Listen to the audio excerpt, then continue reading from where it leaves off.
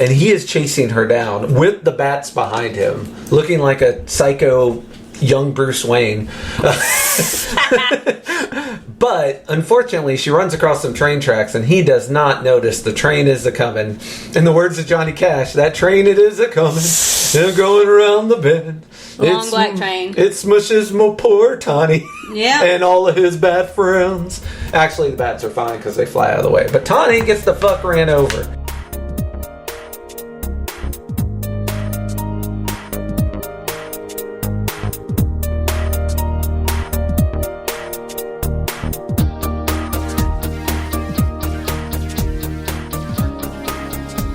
Go. You go. I will not go. Well, I mean, I guess I could. It is your house. You have the right to tell me to leave. Get out of here. No, hello. And welcome to Comic Dissection, the comic book club from a leftist intersectional lens. And happy spooky someday in October Halloween. It's the week before Halloween. Is it the Sunday before Halloween? If the schedule goes the way it's supposed to. We all know how that works. This is the crisis that you encounter if you are recording way ahead of schedule, which we try and keep on top of that. For you. We do it for you. Yeah. I am one of your co-hosts, Reno Dino Valentino. And with me, as always, is Cecilia Rose. That's me. That's the smartest rose in the garden. I tell you what. I tell you what. I like that one. I like that Thank you.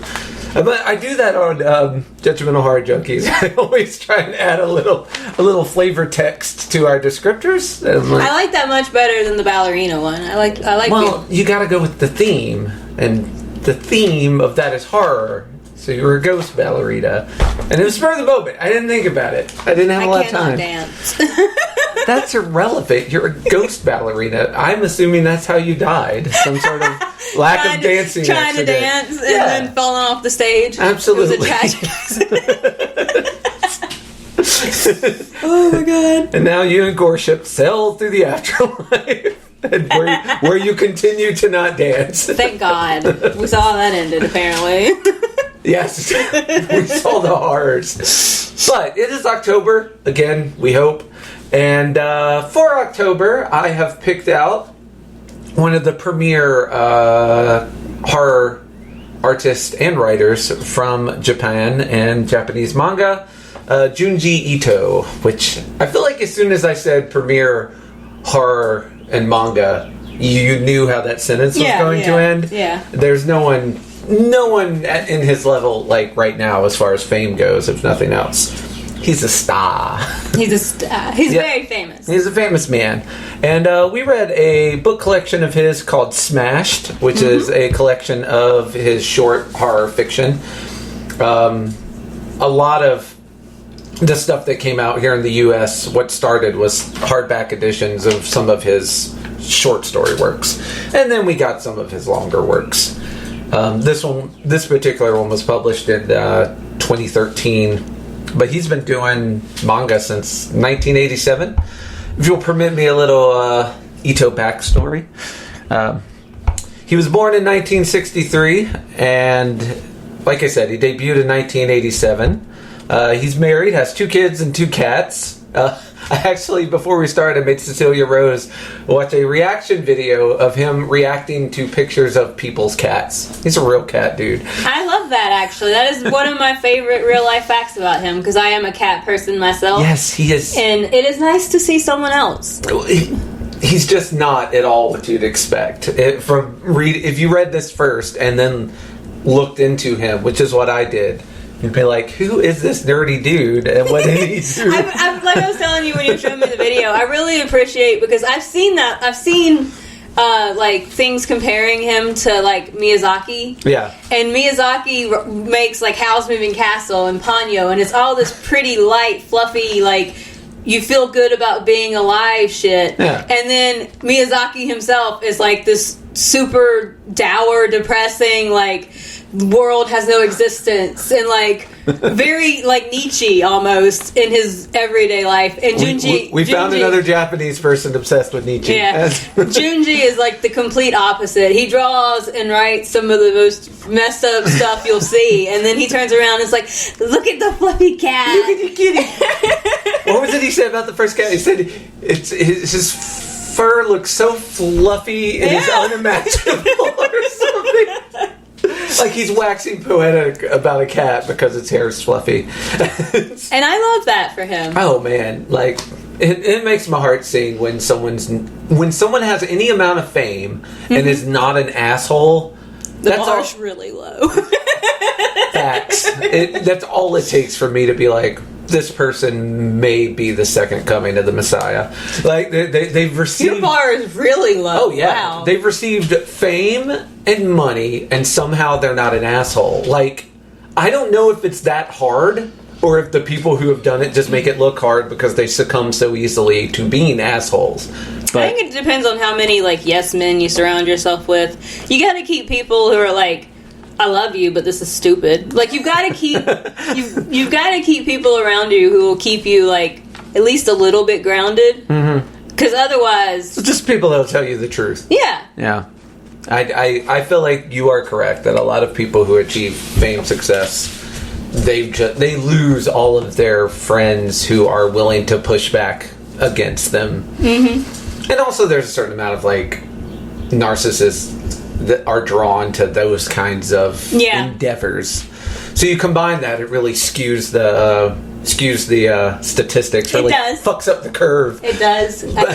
Which is why Junji Ito, second coming of the Messiah,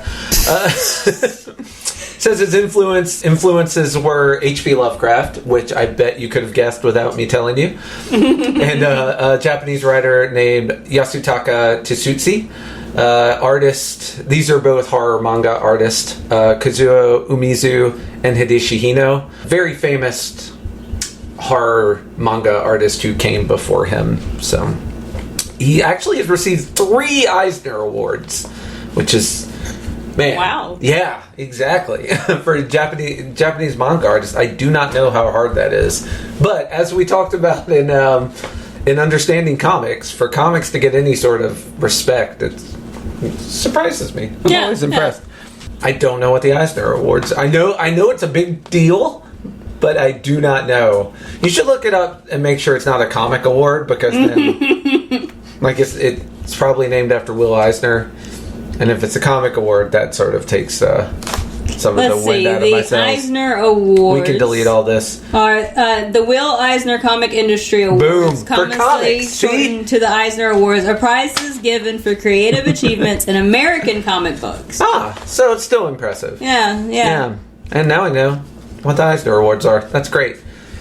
It's a thing that everyone brags about when they get one, and much like I don't know the difference between a Tony, a Golden Glove, a Golden Globe, or a Golden Glove. I think sounds that like a special boxing. condom. No, I think it's a boxing award, maybe.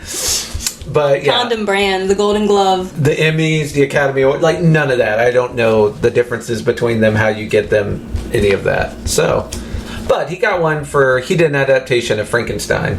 Okay. That got him his first Eisner Award. He specializes in body horror and cosmic horror. Does a lot with loss of humanity and obsession, which Smash deals with quite a bit. Yeah. I would say over half the stories are obsession in one way or another. Yeah. In an interview, he said that the scariest thing to him is the human mind, and when the human mind reflects in the body. Which he didn't elaborate on, but I kind of think it means that when you have a sickness in your brain, but it actually also shows on you physically. My example, which will probably mean nothing to Cecilia, is that Emperor Palpatine from the Star Wars universe. You're right, nothing. The more into the dark side he got, the more like wrinkled and decrepit he gets. Tons of examples in fantasy magic. When your soul is expressed also through your appearance. Yes, absolutely. And I think we're going to talk about how he does eyes, and how as soon as you see certain eyes in a Junji Ito character, you're like, oh, they're the bad guy, or at the very least they're crazy. Yeah, he has a certain set of eyes that even if the rest of the person looks completely normal, you see those eyes and you're For me, it's the mouth. Bad guy. Oh, well, yeah, he does some horrifying things with mouths, too. He also says that Guillermo del Toro is the best horror dude today. And coincidentally, both of them have Netflix specials, which are collections of their short stories. Nice. Del Toro has the Cabinet of Curiosities, and he has the Tales of the Macabre. We watched some of that. Did we watch it? We watched one of them. We watched like the first episode where the racist dude got like. Oh yeah, he got stuck in. And I was like, yeah, I'm okay with this. Yeah, it's fine. Yeah, all the episodes. I haven't finished it yet, but like the first 3 or 4 are all an hour long, and the first 40 minutes is making you hate a person, and then the last 20 minutes is that person getting fucked over, and you're like, yay! Yeah, I was fine with it. And I've watched some of Junji's special on Netflix, because I got to like the episode where the kids in the ice cream. And actually one of these is in there. The library. The library one. Yeah. Yes, I was going to mention that when we got to it. Yeah, one of these out of Smash actually made it into an animated form. By the way, did you watch the closing credits to that? It is so weird because it's this pop song and it just... Anime, when it comes to your closing credits, get your shit together. Like, I don't know what you do. Who decides what the closing credit... You can have the most serious 30 minutes of your life. Yeah. And the closing credits are always just them, like, breakdancing in a field... Or like them just standing there with like popcorn flying around. See, I don't remember. It's very weird. Because I watched all of them like all at once. That's quite a... And you can skip the... You can skip the... I'm just saying, if you do, valued listener, if you do watch the Netflix show Tales of the Macabre by Junji Ito, watch the closing credits of one of the episodes. Because the music seems to have nothing to do with anything that's happening. It kind of... I don't want to say drives me crazy. I'm saying, look at me. I'm not crazy. You're crazy. But it does... Why? Why do you do this? Why do they do this? I don't know if it's supposed to make sense. Well, congratulations. Mission accomplished. All right. So it does not make sense. So, Junji Ito, we are covering Smashed. I wanted to throw out some content warnings before we dig in. Lots of them. Yeah. Eating disorder, gore, violence, suicide, sexual assault. Did I miss any, Cecilia?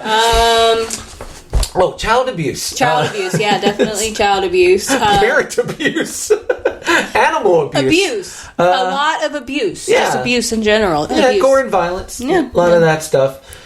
So, yeah. I think that covers it all. If there's anyone left, if there's content warnings that get rid of everyone, and you're here for some Halloween scare fests, we will provide. We are diving in. And before we do, real quick, Cecilia, what did you think of Junji Ito, and any opening impressions before we get into it? I really enjoyed the titles for the different little short stories. Yes, our first is called Blood-Sucking Darkness, as an example. I will say that the only knock I have is that, like, subtlety was not his thing. No. And I don't mind gore, necessarily. Yeah. But you get some of it, my disbelief was sort of... ruined, because it's like, it's one of those things. It's like when me and my best friend went and saw Annabelle, right? Mm-hmm. And before the doll even gets possessed by a demon, it looked evil. Yeah. And so, like, part of me was like, this woman did not care about this child, because she would not have bought this doll for this child if she cared about this child. So it's one of those things where it's like, if you're walking through the store and the thing, like, all but has a neon sign over it saying, do not touch, this is evil, and then you touch it and it's, surprise, evil. Yeah. I kind of feel like it's natural selection, and, like, you know. How many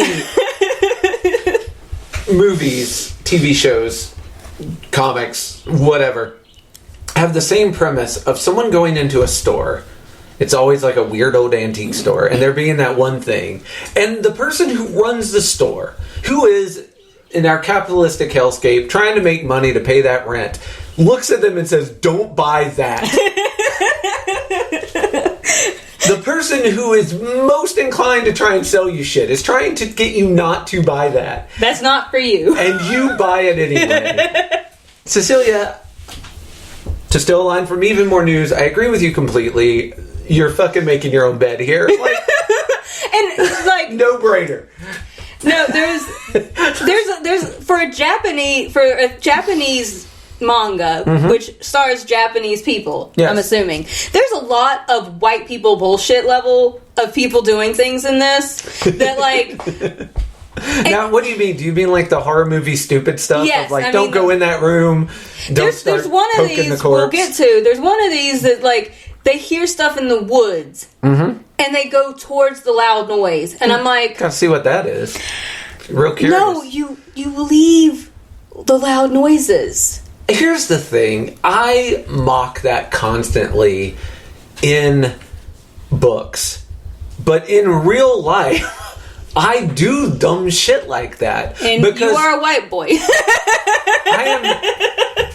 When it comes to paranormal and ghost shit, I am an atheist, a hopeful atheist, in that I don't believe in this shit, but I kind of want it to be real. So every time I do hear the weird noise, or it looks like the clown doll has moved, or whatever, call back to our Poltergeist Judgmental Horror Junkies episode, I do go and check it out.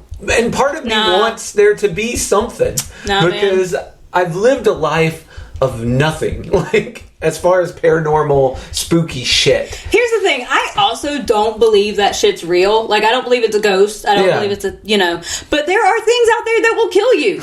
And you know what? I don't need to know if it's a bobcat or a weird ghost. I will get killed equally by a bobcat. And I would much rather not, You hear a loud noise in the woods in the middle of the night where you have no Wi-Fi signal or whatever. You don't go to the loud noise. Before we started this podcast, you said, and that quote, I will fight an old woman, but you won't fight a bobcat. I just want to know where your level of bravery stops. And I guess it's decrepit old women. Yeah, I'll fight them. Bobcats, no. No, thank you. Bobcats have sharp claws and sharp teeth, and I don't think I'll win that fight. I will fight and lose to both, so. I like the fights that I can win better. I do too. I've just never found one, so here we stand. So, Bloodsucking Darkness opens with Nami, who is broken up with by her boyfriend. There's a scene of him walking off with a new gal, and because of this, she develops a eating disorder. She decides she needs to start losing weight. Did he break up with her by calling her fat? Like, I don't understand where the eating disorder part comes from. Well, there's two ways to look at it. I don't know which is true, and it's not explained in this. But it's either this thing was already there, it's just waiting for the time to come out. Maybe she had an eating disorder in the past, and it's resurfacing here.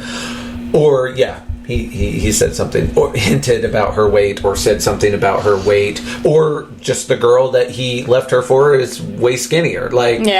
And she put 2 and 2 together and either got 4 or 5, depending on that's why he left her or not. He might have left her because of any number of reasons, but if the new girl's skinnier than the old girl, maybe that's what she gets. But we get a couple of pages that are were hard for me about her not eating and throwing up and it getting so bad that she was starting to bleed out of the mouth because her throat was getting so raw from that. Yeah, exactly. It's really funny. I can read a lot of gore stuff and it doesn't super bother me, but things where people are self-harming always kind of make my skin crawl. I feel like that one hits closer to home. I've known people who have been in that situation, and so I agree with you that there's a lot of gore throughout this thing. There's a whole thing with a child eating someone, and I'm like, that's gross, but it doesn't make me feel the ick quite the same way as this did. Yeah, and maybe some of it's that this is a thing that you have either encountered or easily could encounter. And at its most base level, just the throwing up until your throat's raw. Anybody that's ever had the flu really bad knows what that's like. Yeah. And then you add in that you're doing it to yourself because you have crippling self-esteem and body issue problems that have been created by this guy and society on a more large level. Yeah, it's heartbreaking and scary and hurtful. It's all the things. But Nami goes on to talk about a recurring dream she has where it starts raining and it's blood, and then a hand reaches for her that's all pockmarked. Yeah, has little wounds on it. Kind of think Jesus stigmata, but much smaller and all over the hand. It's like freckles. Yeah. Blood freckles. And she wakes up from this dream, and she's got blood on her mouth and on her bed sheets. Yep. And she's like, well, that's certainly odd. And she assumes that she's been spitting up blood while she's asleep. Next day, she meets Tony. Or Tanny. Tanny? Yeah, sorry. Couldn't read my handwriting. Or Tani, I guess. From Class D. Yeah. And he's a pretty weird fella. He comes up to her just out of the blue, and he's like, hey... I'm super in love with you. You look skinny and unhealthy. I'm super in love with you. Everyone in class is worried about you. And I thought, yeah, that's small town problems. Yeah, everybody knows everyone's business.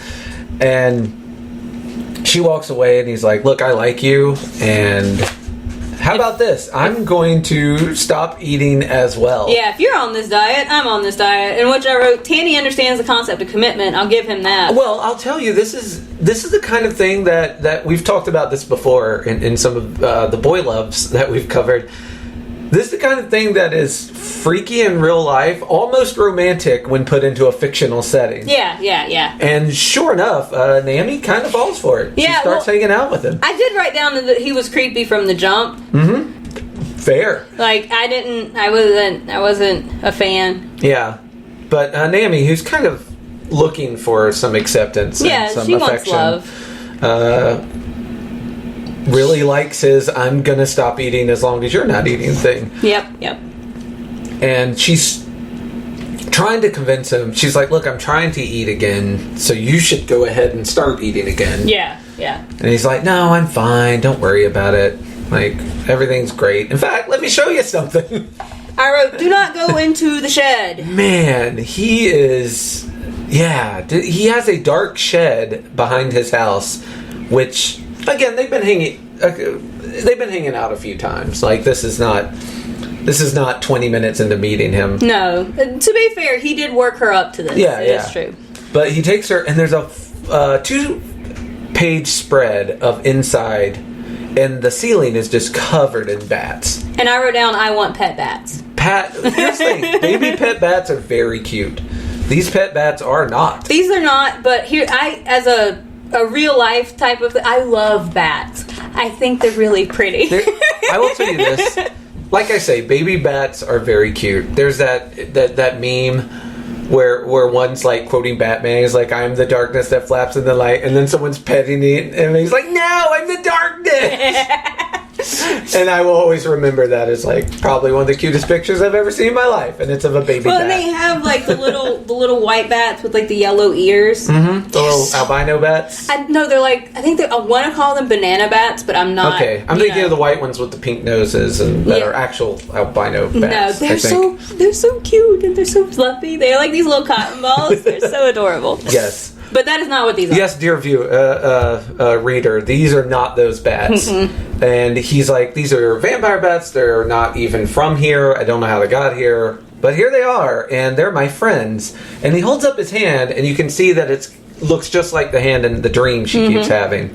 It's covered in marks. And that's because he lets the bats feed on him. And this special breed of bat has well, let's call it what it is. It's fucking communism.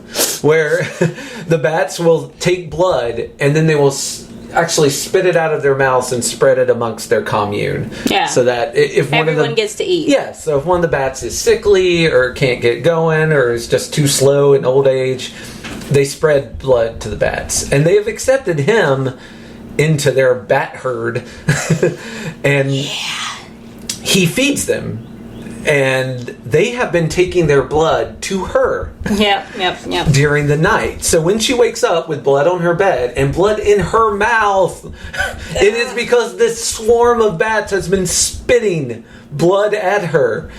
Force feeding someone your blood is a no-no, my man. This podcast is all about consent. He did not get it. Yeah, he did not. No one asked. Yeah, so just sneaking into people's bedrooms in the middle of the night like a knockoff Edward Cullen, right? And force feeding people blood. Oh yeah, this is fucking Twilight gone wrong. And one of the bats starts spitting at her, and she slaps the shit out of it, and he gets upset because those are his friends. Yeah. And it's just trying to help you. And I get the feeling he doesn't have a lot of friends. I get the feeling he only has bad friends. So in the next scene, she is charging out, and he is chasing her down with the bats behind him, looking like a psycho young Bruce Wayne. But unfortunately, she runs across some train tracks, and he does not notice the train is a-coming. In the words of Johnny Cash, that train it is a-coming, and going around the bend. Long black train. It smushes my poor Tawny. Yeah. And all of his bad friends. Actually, the bats are fine because they fly out of the way. But Tawny gets the fuck ran over. Yep. And the bats start, like, just immediately swarming over his corpse. And at first it's a case of, like, oh, well, no respect for your old pal. But what they're actually doing is drinking the blood and spinning it back on him, trying to, like, bring Keep him back to life. Yeah. It's honestly almost sad. Like, it's kind of sweet. They're trying. Yeah. I felt kind of, I don't know. I felt a little love for the bats in this. I was like, oh, they're trying to save their friend. Yeah. And the last thing she sees before she passes out of fear is one of his fingers starts twitching. Which is something that limbs will do after death sometimes. Mm-hmm. So it could easily have just been a death spasm. But whatever it is, it freaks her the hell out, and she passes out. She wakes up in the hospital, and her entire body looks like that dude's hand. Yep. You can't fall asleep near a bunch of bats, man. Especially not vampire bats that are already drinking blood. They drinking. Yeah. And she goes home, and she thinks she can still hear Tawny's voice telling her, like, he needs a little more blood to come back. And then the bats start swarming into her bedroom. Yeah. They're coming in through the door. They're coming in from behind the dressers. Like, they've dug through the walls. And it was a very creepy scene of bats just, like, hopping at her. It's just weird. They can fly. And they even have the onomatopoeia, the boing, boing, boing. And I was like, do they have springs in their asses? Aww. Why do they sound like this? For whatever reason. But she takes off running, and the bats are swarming in like a formation that are kind of leading her. They're kind of pointing her in a direction.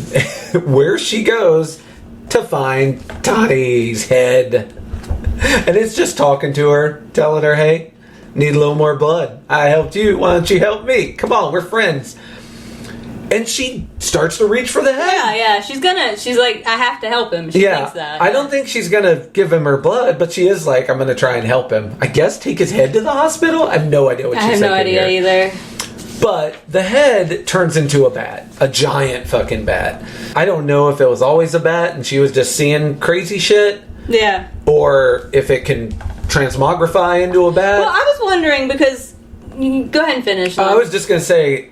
It flies off and they all leave, but as they leave, they're dropping blood out of their mouth, and the prophecy comes true. She is standing in rain puddles. It is now raining on her. Raining blood. Raining blood, yeah, just like her dream. So, did the bats give her the dreams, or were the dreams, like, is she psychic, or... And the eating disorder seems to have nothing to do with the bats. Dude, Ito always does that. He'll start you out in a direction... And you'll be like, oh, this is going to be an important part of the story. And it's really just a vehicle to get you to a different part of the story where the actual thing is. Like, there's a couple others, and we'll get to them, that kind of are similar to that, where you're like, well, that first part seemingly... had nothing to do with the other part. Yeah. Here's what I think. Again, this is from a person who doesn't, even in a horror world, is trying to put some, like... Oh, here's why that would have happened naturally. While she's asleep, she hears bats flying around in her room, and like she's feeling splatters on them. People connect bats to blood, so it's raining blood. Like the bats are actually doing that. And I'm guessing Tanny was in her room at least once, so she probably did really see his hands. Creepy Eddie Colon. Yeah, Okay, yeah. I assume she saw him in her room while it was raining blood on her bed. Like, all of that is more of her being half awake. Yeah, okay. Subconscious. That's my guess. Okay. But she also could be prophetic. Junji Ito is not he'll give you about half the answers. The other half you've got to just guess on your own. And next, our story is Ghost of Primetime. This one, I kind of really dug. Like, I was a big fan of this one. This, another one that sort of has Batman vibes, just because it reminds me of, like, the Joker venom that Joker sticks in people that makes them laugh uncontrollably. That's a fair connection. Yeah. This one panel right here even kind of looks like a Joker kind of smile thing going on there. But we have two friends, Kosuke and Sugo. Kosuke is very emo. Yeah, Kosuke doesn't laugh or smile, at least according to his friend. Now, he's like, I do like all the time. I'm always laughing, which... Kosuke is full of important warnings that will be ignored. Yes. That is his purpose in this story. He is a sad boy who basically is telling people not to have fun. And of course, no one listens to them. Nope. But this time he's right. He really shouldn't have had fun. So his friend Sugo takes him to a comedy show. He's like, I'm going to force you to laugh, and I want to see it. I want to see what it looks like when you laugh, because you never laugh. And they watch a couple of people, and they're very funny. Kosuke thinks they're funny too, but he's like, oh yeah, I thought that was very amusing, he says, like a robot. With a deadpan face. Yes. And then Sasuke and Asuki, who are a comedy duo called Tasagore Kintoki, which I meant to look up and didn't. I'm curious if that has any meaning in Japanese that would help explain it. But they're a comedy duo who get on stage and start telling just not funny things. Yeah. At all. It is very the blue sword from the 12. Very much in that vein of Yes, it's like vaudeville 1920s. Yeah. One of them literally says, I know, while pointing to their eye, and that's a joke. But then one dude in the crowd just starts laughing. He's like, oh, ha, ha, ha, ha. And to the point that other people start laughing. And it becomes infectious. And soon everyone's laughing. And then they're starting to be like, oh, we're laughing so hard it hurts. Yep, and they can't stop. Yeah, and that's worrisome. And we also, on page 52, we get our first very good example of the Ito eyes, both with and without pupils. Mm-hmm. So he likes to show evil and crazy with either no pupils or very shadowed eyes, like in the next to the bottom panel on page 52. And you see those eyes and you're like, uh-oh, these ladies are trouble. Yep. Although you kind of already knew. The one came out with the weird haircut, and I'm like, this is a thing. Yeah. The short-haired Azuki, untrustworthy. Kosuke's forced to pull his friend out because his friend is laughing so hard that, like, he's in pain. And he's telling Kosuke later, he's like, I don't know why that happened. At first I was just laughing because it was funny that people were finding this funny. Yeah. But then it got out of control and I could not stop. Mm-hmm. And Kosuke's like, it's cool. Like, I don't know.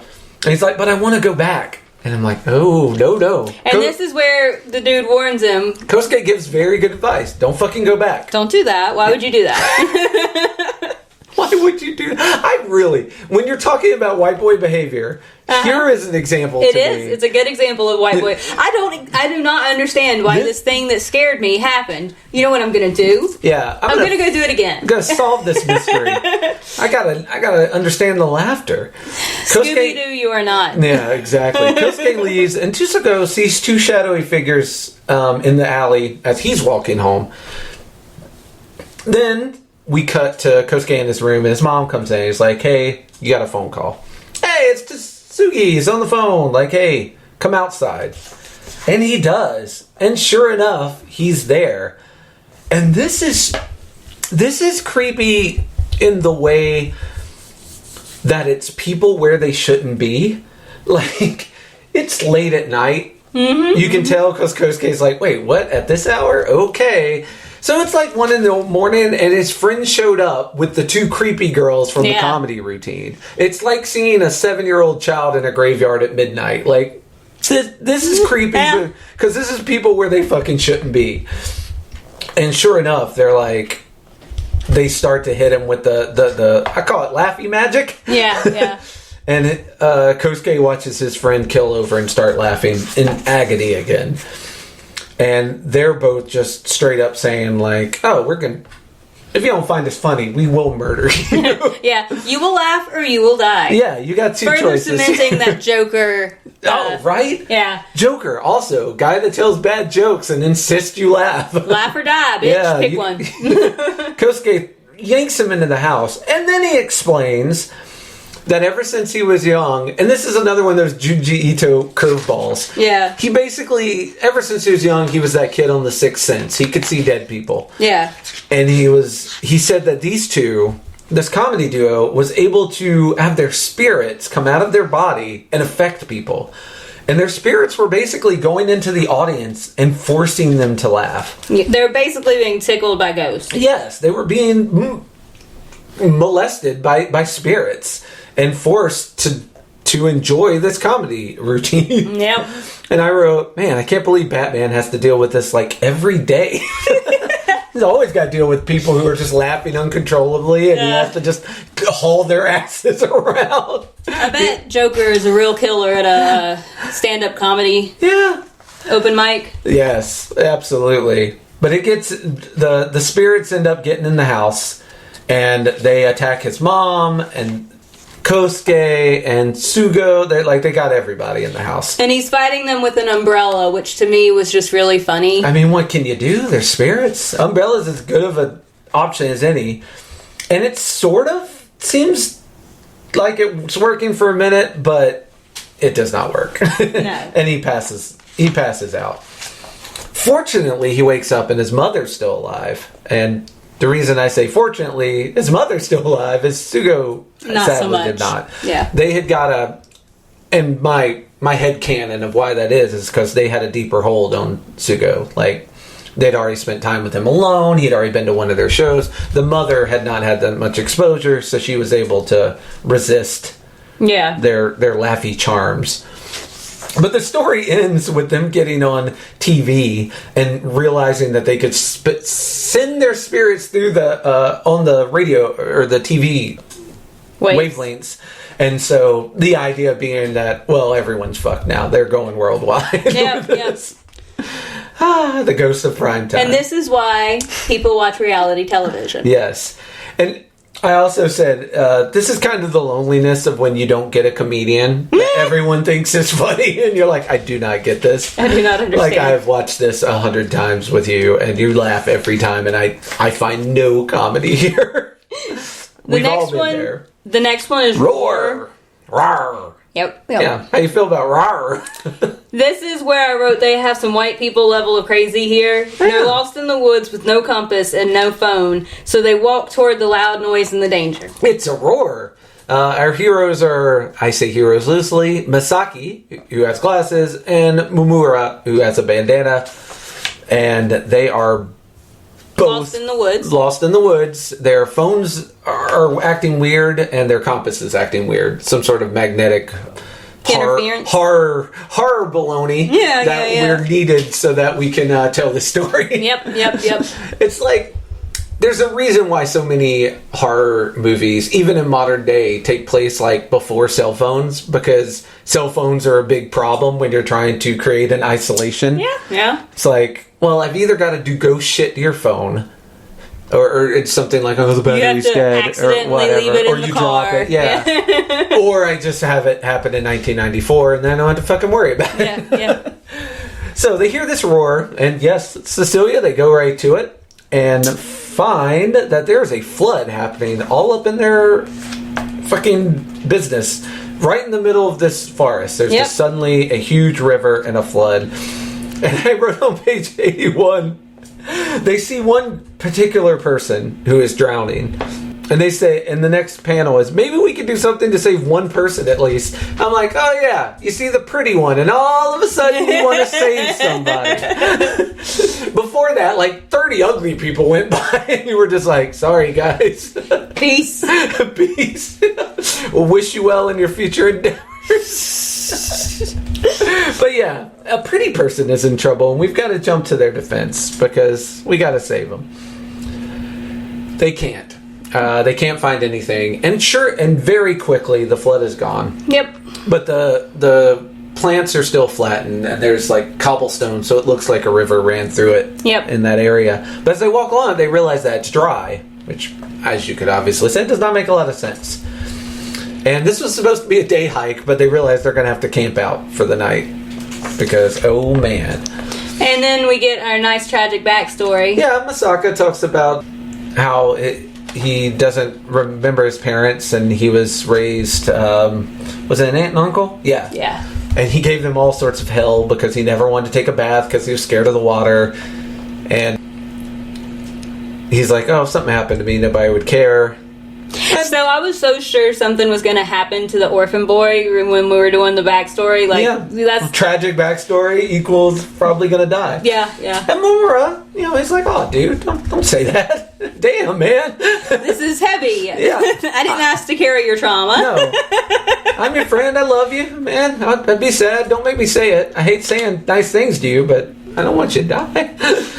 And onward they go. Yep. The next morning, they hear the roar again. And this time they're in what would have been the riverbed, so they have to run and jump out.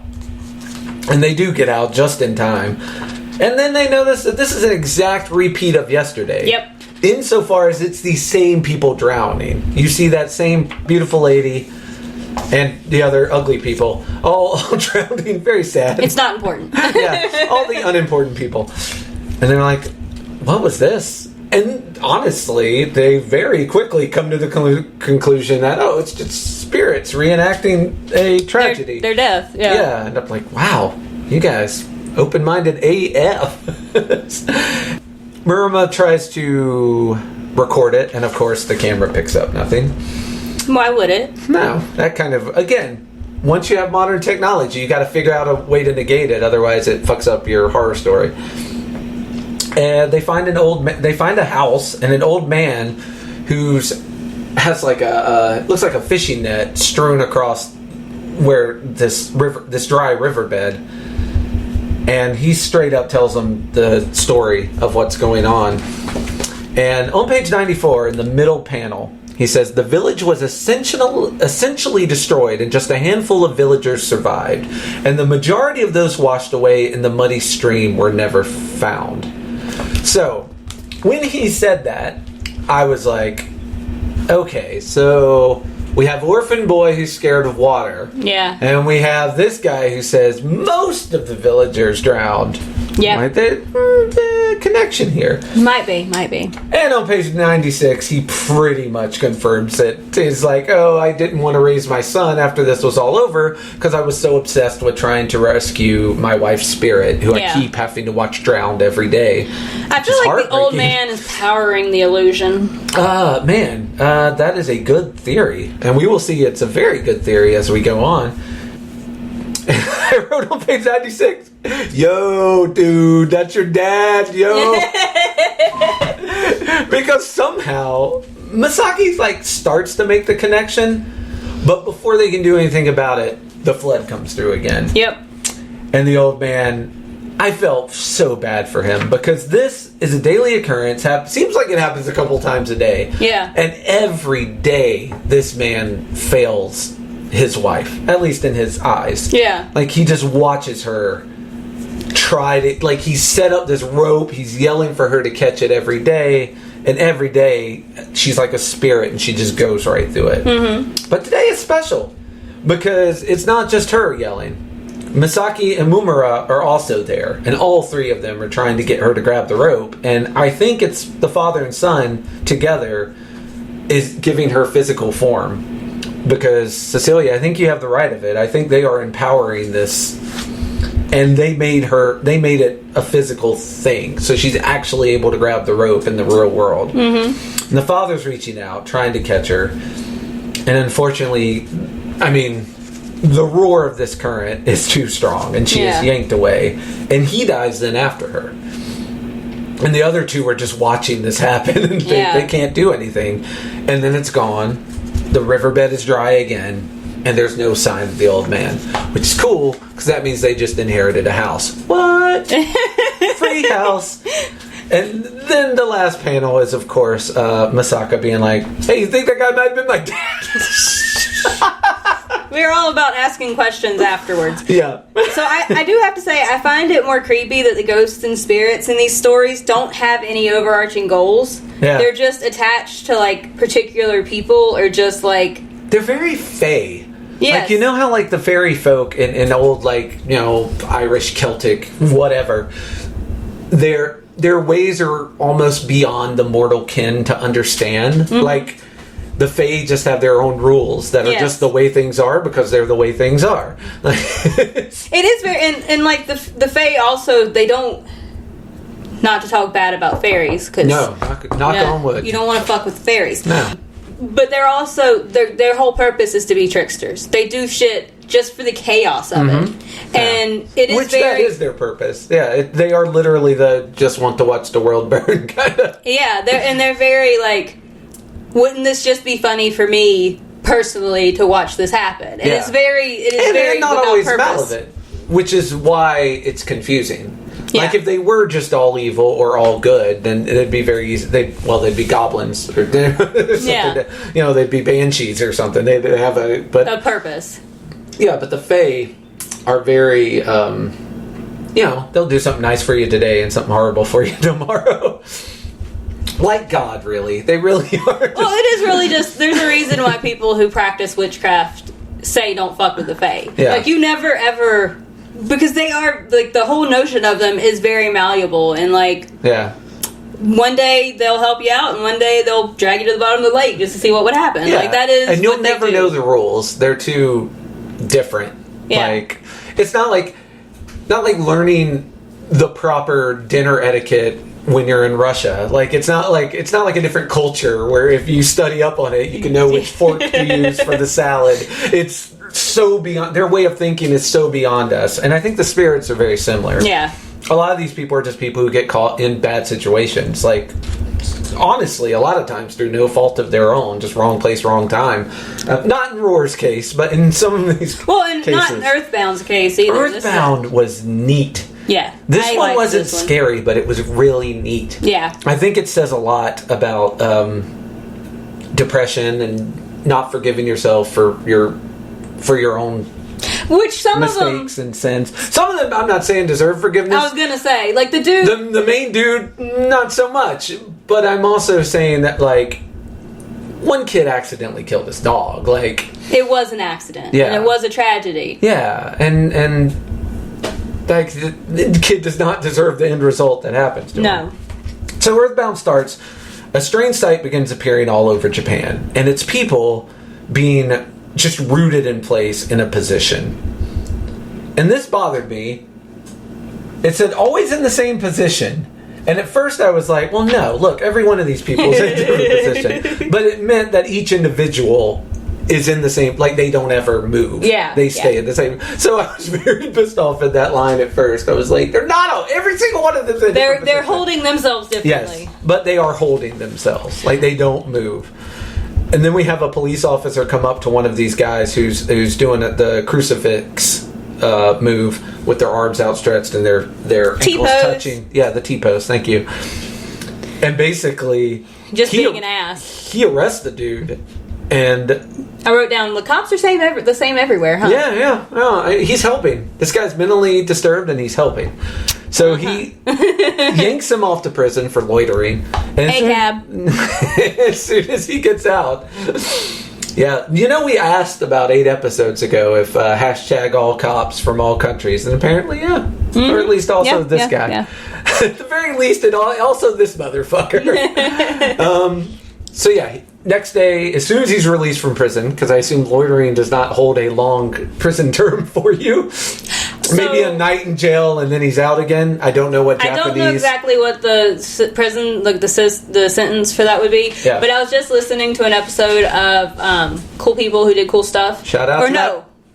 No. Unshout out. Unshout out. No, that is a good podcast. No, Everyone should listen unshout to out. it. What podcast are we talking about? I think it might have been talking about Behind the Bastards, actually, because they did a whole couple episodes on the war on vagrants. Okay, we've already shouted them out enough, but okay. Well, it's just they're talking about how jail happened. I think Margaret was on that episode. It's the reason why I was thinking cool people. But yeah, they're talking about how loitering and like all of those laws came to exist. It was really good episodes. Yeah, those were very good episodes. So yeah, he gets out and goes back to the spot. Goes right back to the spot, the exact same position. So people start freaking out because it's happening all over the country and no one knows why or how to stop it.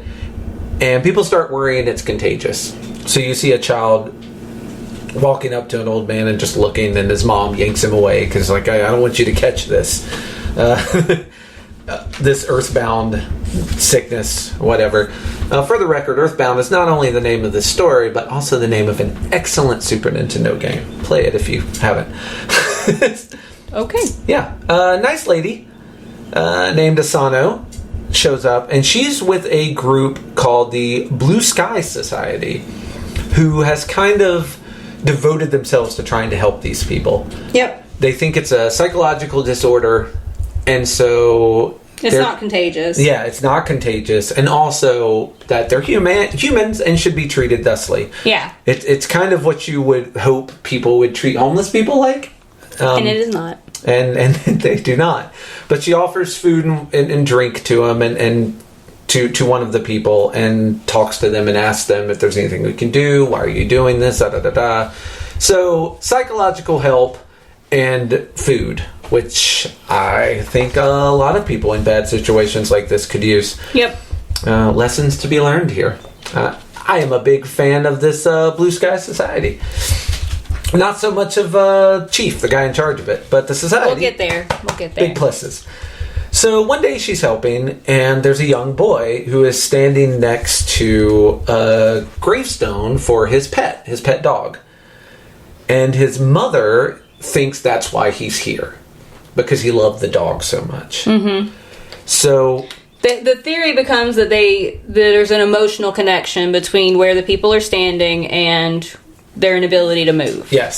So Asano goes back to her boss, who is only ever referred to as Chief, which is just kind of strikes me as very funny. Like, I don't know. It's a term. It seems like a term of endearment. Like, hey, Chief, how you doing today?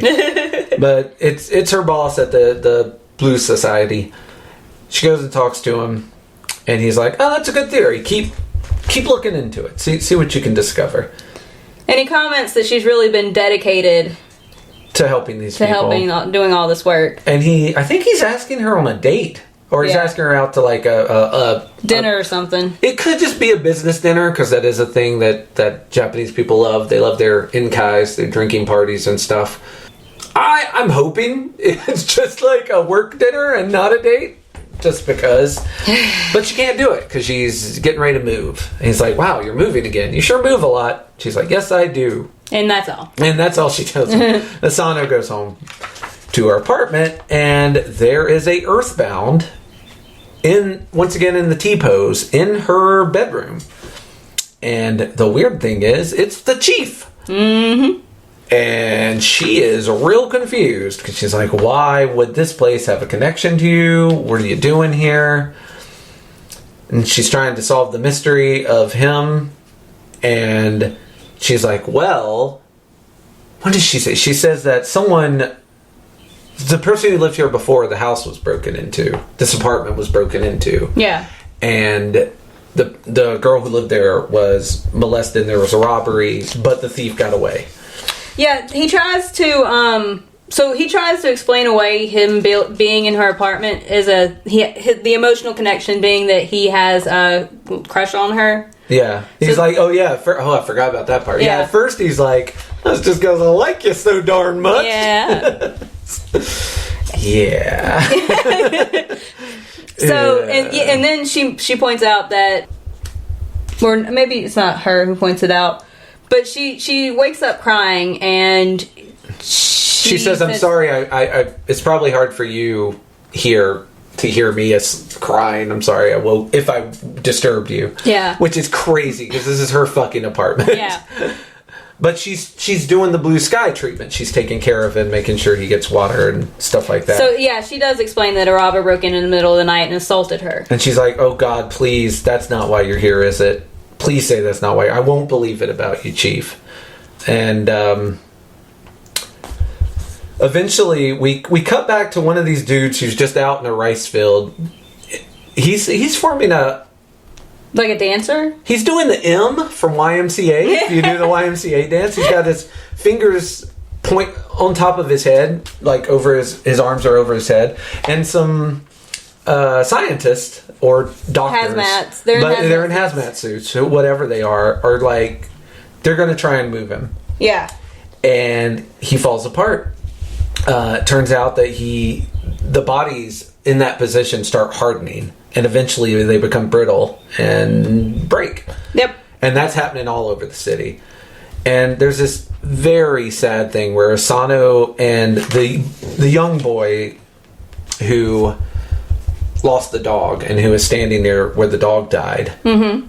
Asano and the mom are like rubbing his arms and legs and trying to keep him from getting frigid so that he turns into stone. And he finally is like, oh, I deserve this because I killed my dog. It was an accident. The dog was barking. He put it in a bag to try and hush it up. He didn't realize that it wouldn't be able to breathe. It was a childhood mistake. And this was not a serial killer level of murdering your neighborhood Although, animal. if you want that, luckily, it's coming later. We do have serial killer children. But this is where the connection is made that it's not an emotional detachment. It's guilt. Yeah, it's a specific emotion. Yeah, it's that guilt. Emotion being killed. And we see some of the other people who are standing, and one of them was a dude that did a hit and run at the location where he's standing.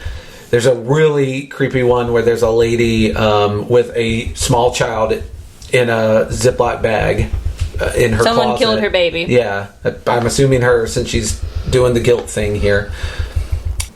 But yeah, all these people are standing out in these fields, and so now she comes home and she realizes what old Chief's been up to. Mm-hmm. And she's, as you might guess, a little pissed off about it. Because Chief is probably the person who assaulted her, and probably assaulted the person who was already in this apartment that she was in many before. Others. And it makes you wonder if this whole blue sky thing was him trying to make amends, or if he's still doing this, or if he's just trying to find a way to keep his own guilt from consuming him before it's too late. Yeah, absolutely. But she just walks out, so not taking care of that guy anymore. Nope. Which I wrote, damn, let him turn to stone and break him on purpose. Don't. The last scene is of him getting dumped into the bed of a truck with a bunch of other, people who are suffering from the earthbound sickness, and her just walking off. But the saddest part is the very last panel, where she says, the number of earthbounds continue to increase. I don't know where it will end. I left the Chief on his own and walked away from that apartment. Good for you. Yes. Go on, Queen.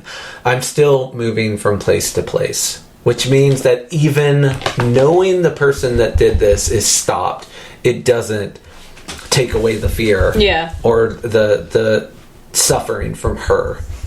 So the death of the Chief didn't free her at all, which is, God, I'm almost angry about it because that's the most unkindest cut of all. That's the most unfair part of this whole story. Yeah, is that, the guy gets his whatever. The vengeance doesn't save her. It's very realistic, though, of what happens to sexual assault survivors. Mm-hmm. Because even knowing that the person who... If you get lucky, if you get to be the luckiest sexual assault survivor and the person who assaulted you actually does face some consequences for their action, which is rare. Yeah. You're still fucking afraid. Yeah. That fear never actually goes away. Absolutely. It's very... As angry as it rightfully makes you, it is a very realistic depiction. Oh, that I do not doubt. This is obviously a much smaller example, but I've been robbed at gunpoint before, and that guy got arrested, and doesn't make me think I'm never going to get robbed at gunpoint again. And that Probably not the same sense of violation. Probably a much milder form of that, because I didn't lose anything. You got nothing off me. So, nothing except the threat on my life. Compound that with all the other horrors of sexual assault, and I could see you not getting over that just because the person who did it gets justice. And as you said, even that is a long shot if it happens. But I think for some of these people, the idea that when you can't forgive yourself, that it kind of freezes you from being able to grow as a person. Not to put words in Junji Ito's mouth, I feel like that's kind of what the earthbound sickness is portraying here. Yeah, no, I think it's a very good. And some of it is unnecessary guilt, like the boy with his dog. Yeah. Some of it is very fitting. Like, this dude turned him to stone, smash him up. Yeah. But go. The dude who got drunk and killed the kid. Yeah. It's very interesting, though, that this is the person they concentrate on. Because it kind of gives you both sides of the coin. Because you're like, some of those people deserve the earthbound sickness. Your guilt is justified. I'm actually kind of surprised he feels guilty, to be perfectly honest. But he definitely does. I think even if he didn't show the earthbound sickness, that him starting this corporation that's just about helping people seems like a real, unless it's just a cover so he doesn't get caught doing these things. And I feel the earthbound sickness means that there is at least some genuine guilt there about his behavior. Maybe it's only, though, because she works for him now, and he knows what he did to her. But he started that unless he started that company to hire her, and now we're getting into weird, super stalky, creepy shit. But again, I don't. The character, it's a short story, so you're going to have questions unanswered. Unless you're writing the fanfic, you're not really going to get an answer for this. Yes. Onward we move to our next story, which is called Death Row Doorbell, which again, as Cecilia said, the names of some of these are just fantastic. The story is not funny, the title is. Yes, the title is hilarious. Some of these are funny intentionally, and some of them are funny unintentionally, but Death Row Doorbell, definitely the title is... It's like Ding Dong Ditch. It's too many D's. Well, and it's also, very on the nose. Yeah. Death Row Doorbell. The guy's on death row. He's ringing the doorbell. So we start kind of in medium res. The doorbell... first of all, the phone rings. Yep. And Noriko, who is the sister... I don't remember the guy's name, but she's the sister of a dude who's just obviously had the shit beat out of him. Yep. The phone rings and the guy's like, hey, I want to apologize. I'm on the way there. Well, when's a good time? And she's like, no, God, leave us alone. Don't come here. He's like, I'm on the way. I'll be there in a minute. I'm like, it's so nice of the evil guy to call ahead first. And also, who the fuck answers their phone anymore? This is from 2013, and this story is probably even older than that. So it is a landline phone. Yeah, it's a landline phone. And they're like, well, we just won't open the door. But sure enough, this very strange kind of buck-toothed fella sort of materializes past the door in the house. I did write, see, this here is why you don't answer the doorbell when it rings. Well, they didn't. Yeah. He just comes in through the wall. Yeah. And he says he needs them to accept his apology. They're just staring at him because weird ghost man just popped into their house. Then he kind of turns into... fire and weird melts melty. away. Yeah. And Noriko goes to check on her mother, who is in a coma, and she's still in a coma. But she falls down on her chest, and is like, "I'm scared. I don't know what to do." And I think this was a good parent, because when the daughter's scared, she goes to her mom for comfort. And then you get a picture of the family before whatever happened. And that's where we end up. Now, this part was kind of funny. I don't think it was meant to be, but it was just sort of funny. Because you have a family on just a... Family drive? Family driving. Why were family drives a thing? I don't know, but I assume that you were always driving somewhere. My family, and maybe your family is different, but my family never did family drives just to drive. We were driving to a destination. It was a family drive to the flea market or to a the we fair. We never drove anywhere unless we were going somewhere. Yeah. But I do hear a lot about family drives. Like, there's a notion that you just get in the car to go check out scenery. I will say Japan's got pretty scenery. Maybe the thing is we just live in an ugly part of the world. There's just nothing here worth driving maybe around. 50 years ago it was also pretty here. Well, let's say you lived, like, really close to the Blue Ridge Parkway. You might do family drives on that. Blue Ridge Parkway's beautiful. Yeah. By the way, if you're ever on the East Coast, Blue Ridge Parkway. Yes. So this family's driving. It's a dad, a mom, and 3 kids. And then just out of nowhere, a biker gang shows up and just starts... They also went on a family drive. Yo, when you're a Yakuza angel or whatever this gang's called, you're for life, family. Yeah. And they're armed with just pipes, but they just start beating up the car.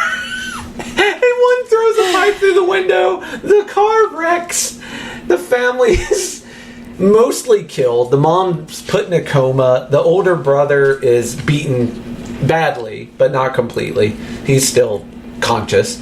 And the only one that gets away is Noriko. She runs off. So good for her. She escapes. And at the trial, the leader of the gang, who's this bucktooth ghost that we see, showed no remorse. But as soon as he gets to prison, he starts writing apology letters. And they're like, well, he's just writing those so he doesn't go to death row. But he's still scheduled for death row anyway. I guess he's hoping that the family will call up and be like, hey, please don't kill him. He's so sorry. Instead... I wonder if it's also that, like, he couldn't show remorse at the trial. He's still in a gang, and they will... Oh, yeah. You're giving him a very... I am... A sweet take. I'm giving him I'm hoping he's at least a little human underneath all of that. And I would imagine that it would be kind of impossible to resurrect this weird ghost thing that he's got going on if he wasn't at least a little actually remorseful. It's possible. But I will say that, like,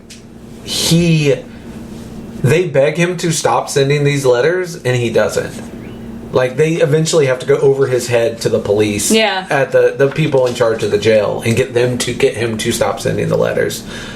And sure enough, as soon as he's no longer allowed to send the letters, his spirit starts showing up there. They go to the police, and the police are like, he's still locked up. Yeah. So he's not been... Look, we may have let him send letters, but we're not letting him out of jail to come knock on your door. Christ. Come on.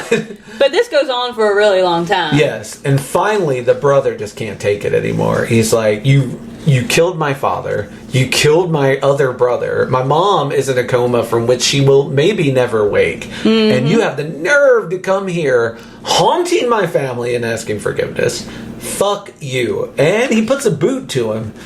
And it's very ectoplasm-y. Like, it's squishy. Kind of turns into, you see his boot just go, well, his little bedtime slipper go right through the dude's head. And it's just goo.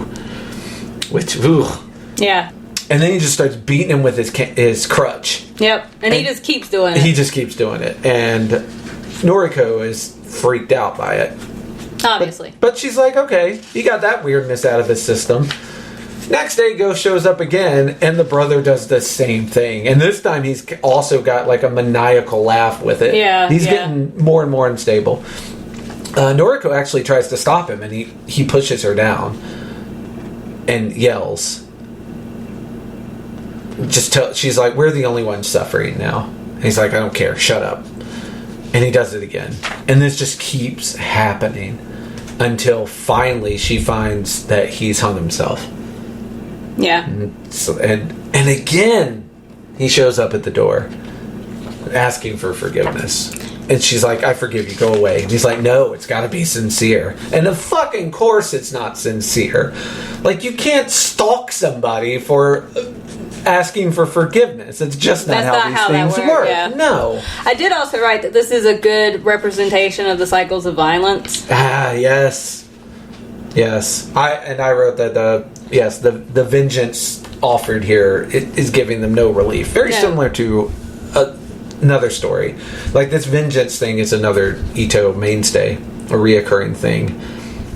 Also, you can say a lot about the death penalty and how it doesn't really seem to make things better. Yeah. Although I will say this, that once his body is gone, he is no longer able to send his spirit to their house. Which, great, I guess. Like, the damage is already done. The mother has... Oh, yeah, and the mother also passed away. The mother, she's all alone in the house now. Yeah. But there's no... Like, I guess... It does. The doorbell does ring, but there was nobody there. And he never showed up again. He never showed up again, yeah. And this is more Ito not really giving you the answers you seek. Kind of... You gotta figure this one out on your own. Like, yeah. How do you... What do you think happened, dear reader? And I don't know. But, man, that one... Whew. Silly name, but a good story. And then we've got what's kind of a three-parter. Yep. And this is about a character named Sochi, who appears in a lot of his stories. I thought he looked familiar. He's also shows up in the Netflix show. Yeah. You always recognize him because he's always got nails stuck between his gums, like on the inside of his mouth. It's a very weird thing, but you always know it's him because of this weird nail thing. So you get this three-parter, and honestly, all the nails in their mouth, I get that it's supposed to be creepy. Yeah. But, like, aesthetically, I can't help but thinking that it mostly looks just uncomfortable. Like, imagine nicking your mouth a million times with those fucking nails. Like, wasn't... Interesting. I got creepy the first time I saw it, but every additional time I found it funnier and funnier. Yeah.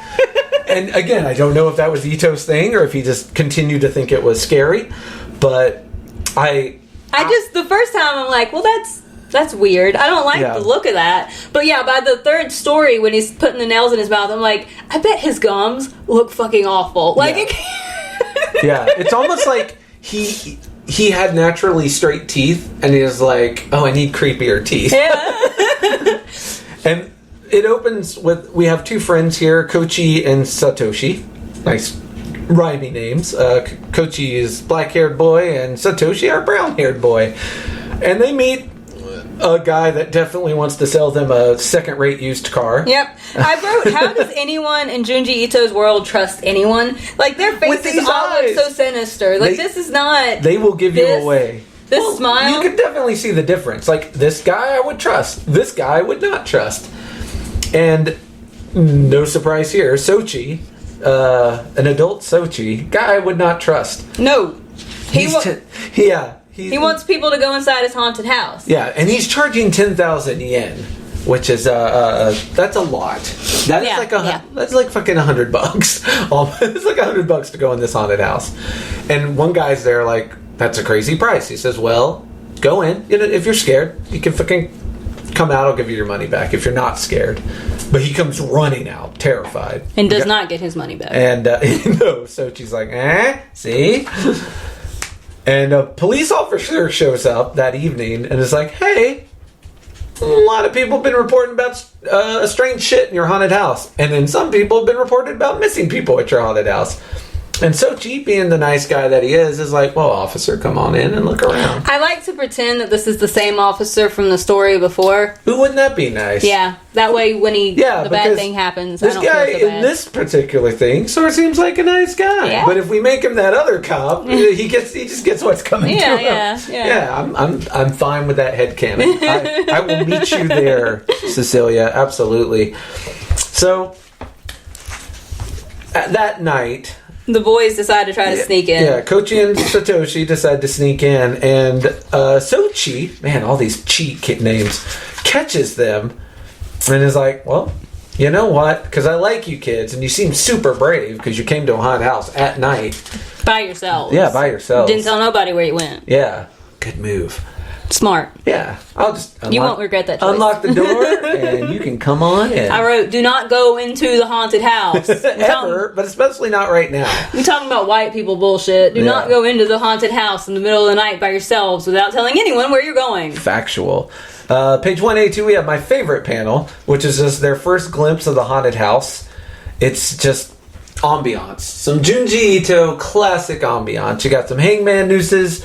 You've got some paper maches, except for one, heads sitting on a table with blood like leaking down the side.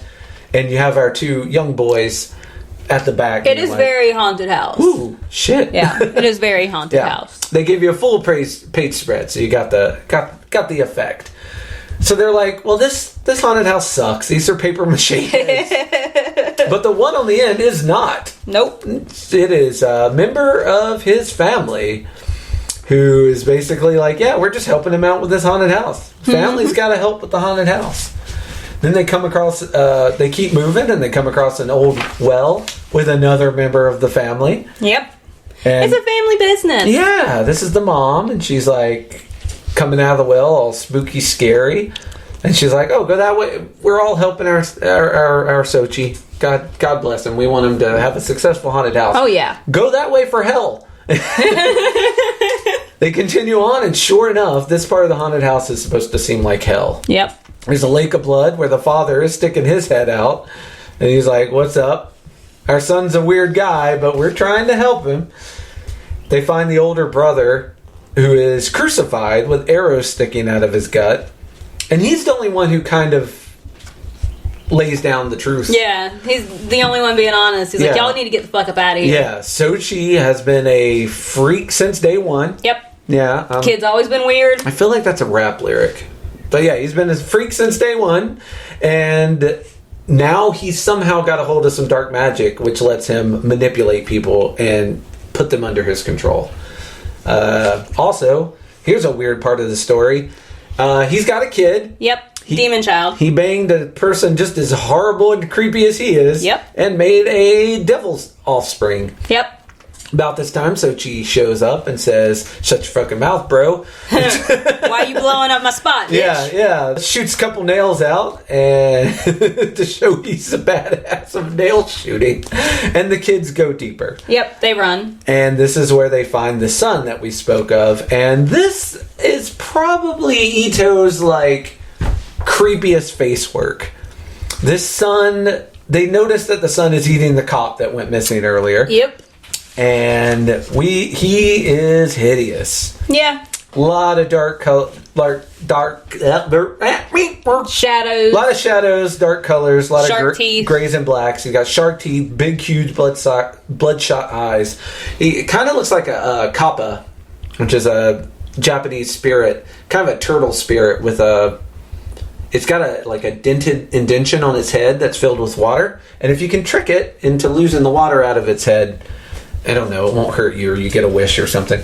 Anyway, this kid looks like a fucking kappa. He's got crazy claw hands and kind of a turtle monster appearance. Yeah. And unfortunately, Satoshi gets too close. Yep. And he gets eaten. Fucking eaten. And it is as gory as you would want it to be. And then Sochi comes out and shoots nails, and one of the nails gets the kid in the butt. And I wrote down, because I am nothing if not a person of dark humor, usually when people get nailed in the butt and the stuff I read, they enjoy it more. Kochi, not a fan.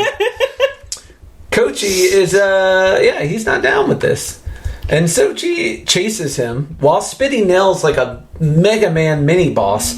Just spit nails out.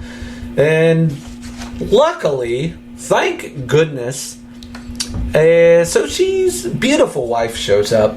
A man has very specific taste. Yeah, he does. And she's like, why do you keep running from me, honey? And kidnapping our son, nonetheless. She is hideous. She is a monster. Yep. And Sochi, honestly, if you ignore the nails, he's not a bad-looking dude. I think he has a type. Do not ignore the nails. No, you should not ignore the nails or the lack of personality. But if you did, if you were willing to date this guy on a purely Andrew Tate level, ew, like he's exactly. Ew. I'm just saying, if you're judging, I hate every part of that sentence. Yeah. Well, I'm just saying, he probably could have got a better looking lady, but I think he likes the demon girls. I think he's got a type. She picks him up. By the way, she's also 12 feet tall. Yeah.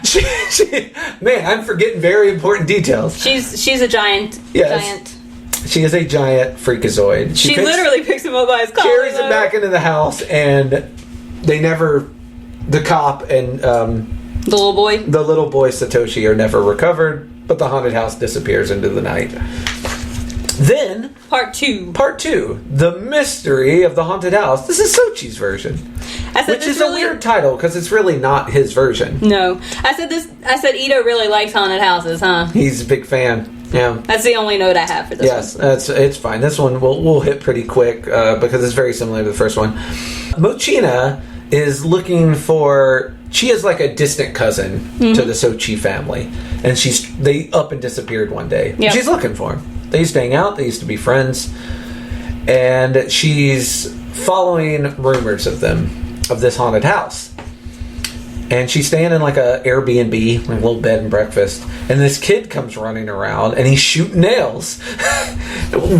And our heroine is like, Mochina was like, I know I've seen that before. The weirdest member of this family I'm looking for. So she used to put nails in his mouth and shoot them. Yep.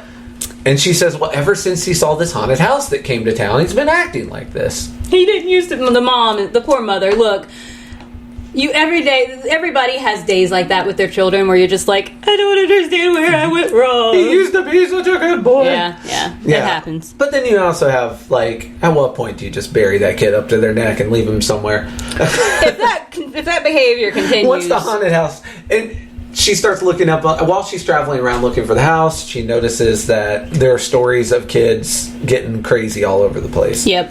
Fucking get nails in their mouth. Apparently, being like Sochi Ito is like a transmutable disease. Like, everybody can catch it if you spend enough time. Remember, he's come across some sort of magic that lets him control people. Yeah. And I think kids are more susceptible to it. And people that spend a lot of time with him, hence his family being under his control. She finally finds where the house is, and while she's heading towards it, the older brother comes charging out of the woods, scares her half to fucking death. She recognizes him, and he's like, come with me, I'll show you where the house is. We gotta rescue the rest of the family. Sochi, what a goddamn psycho. I'm paraphrasing a bit. But he's not wrong. Not a lot, yeah. Oh, and there was a funny line where the girl was talking about her son, and she was like, oh, he's so moody now, and he just wants to be alone. He's violent for no reason. And I wrote, teenagers? Isn't that just the thing teenagers do? Right? Oh my god. Small lady is in puberty, and I kid you not. Some days it's like, is there a demon? Is there a demon? Do I need to exercise a demon? I feel like I need to exercise a demon. If it comes to it, and you start seeing the nails in her mouth, I'll come help dig you a hole. Thank you. Yeah, no problem. So this haunted house just moves to different abandoned places. Yep. So she goes in, and it looks different, because I guess every time he runs away from his baby mama, he sets up a different haunted house in a different small town. Well, you can't keep doing the same thing over and over again. It would get stale. Well, I guess, but if you're in a different... I thought that's the whole reason you move from town to town, so you don't have to change your shtick. You gotta change your show up a little bit. Like if you're a snake oil salesman, you don't sell different snake oil in each town. The reason you leave town is so you can go do a new town and sell the same old shit. But I guess Sochi really loves his job. He loves his work. Which is scaring and taking control of people. Yep. He beats his brother for coming back like you do. Because obviously, once again, his brother has told on him. And Machi finds the Mochina demon boy. Finds the demon boy, and Sochi is basically like, oh, I remember you. You were kind of uppity and never let me play with you. Also, meet my son. I'm going to feed you to him. Yep. But the father... I'm sorry, not the father. The older brother starts choking her under orders from Sochi. But she reminds him of the good times where they used to have. All the fun they used to have. And he is able to break free. This is one of the few, like, Junji Ito happy endings where it's like, aw, your love for family and stuff, like, woke him up. Yeah. And I love this part. The fucking older brother kicks open the son's cage. He's like, you love your son so much, you take care of him. Yeah, you feed him, bitch. And the son just attacks his father. He don't care who he eats. He just wants to eat. And the father, like every good father, runs out on his son, and is trying to get away, and runs right into his wife, who says, and I quote, honey, you ran off on me again. I can't forgive you anymore. I'm eating you this time. And sure fucking enough, she opens her mouth like a snake with 1,000 teeth and just swallows him whole. And then we cut back to modern times, and so she's waking up being like, what a weird... And this is where Junji Ito is very funny. He's like, oh, what a weird dream I had, and so long it was, because it carries over through 2 stories. And then he sees everyone outside having fun and eating watermelon, and he's like, man, I hope that comes true one day. I guess, like, he didn't learn anything from this story. He hopes all of that happens right up until his baby mama eating him. So we're gonna know the future and still make all the same poor choices that led us to being swallowed. I feel like he said he wouldn't change a thing. I feel like this is like, you know how in old, like, Greek and Roman myths they have the fates who tell people what's going to happen, and then the idiots who hear their fate and are like, well, I'll make sure this doesn't happen. I'll go do this thing that makes sure that the thing I said happens. Oh, that's it. I'm sorry. I had a frog in my throat. Yeah. It feels like that. It feels like that. Let's also, as long if you want to go, hey, I'll meet you in Mythology Town. What about fucking Kronos eating all his babies and his mom eating her fucking husband and possibly her kid? Because from the best of my knowledge, the kid was still on his back like a backpack. So I kind of think the mom got to buy one get one free when she ate them. I'm just saying, we see the bad stuff. Maybe he really likes to be eaten. I don't know. Look, I'm not. Everyone's got their kink. Not yucking anyone's yum, and yum. And I'm also saying ugly people need love too. And if this guy likes his ladies monstrous, then go get you some. You know. And I will say the same thing I said in Semantic Era. It protects the rest of us from you two. You two hook up with each other. None of us have to deal with either of you. This is also fair. In a perfect world. And our last story with Sochi is called Sochi's Beloved Pet. Beloved should be in quotation marks because Sochi does not know how to love. His young sister brings home a cat that they found. It is cute AF. I know, but like by the time the cat farted... Yes, I was already in love with it. Yes. Yeah. Sochi starts chasing it like the girl from The Exorcist. He's like spider walking after this cat, trying to pet it, and it won't let him because he's a fucking freak show. The cat knew what was up. Yes. Instead, it farts in his face. He gets angry, spits nails at it because, again, that's his weird superpower. And the cat runs away. By this point, I think, is when the nails got kind of boring for me. And I'm like, this just looks like it hurts. Yeah. I don't understand. By the way, these are not the only 3 stories with Sochi. No, he shows up all over the place. Yeah. Ito loves this kid. And I kind of like the kid when he gets his comeuppance.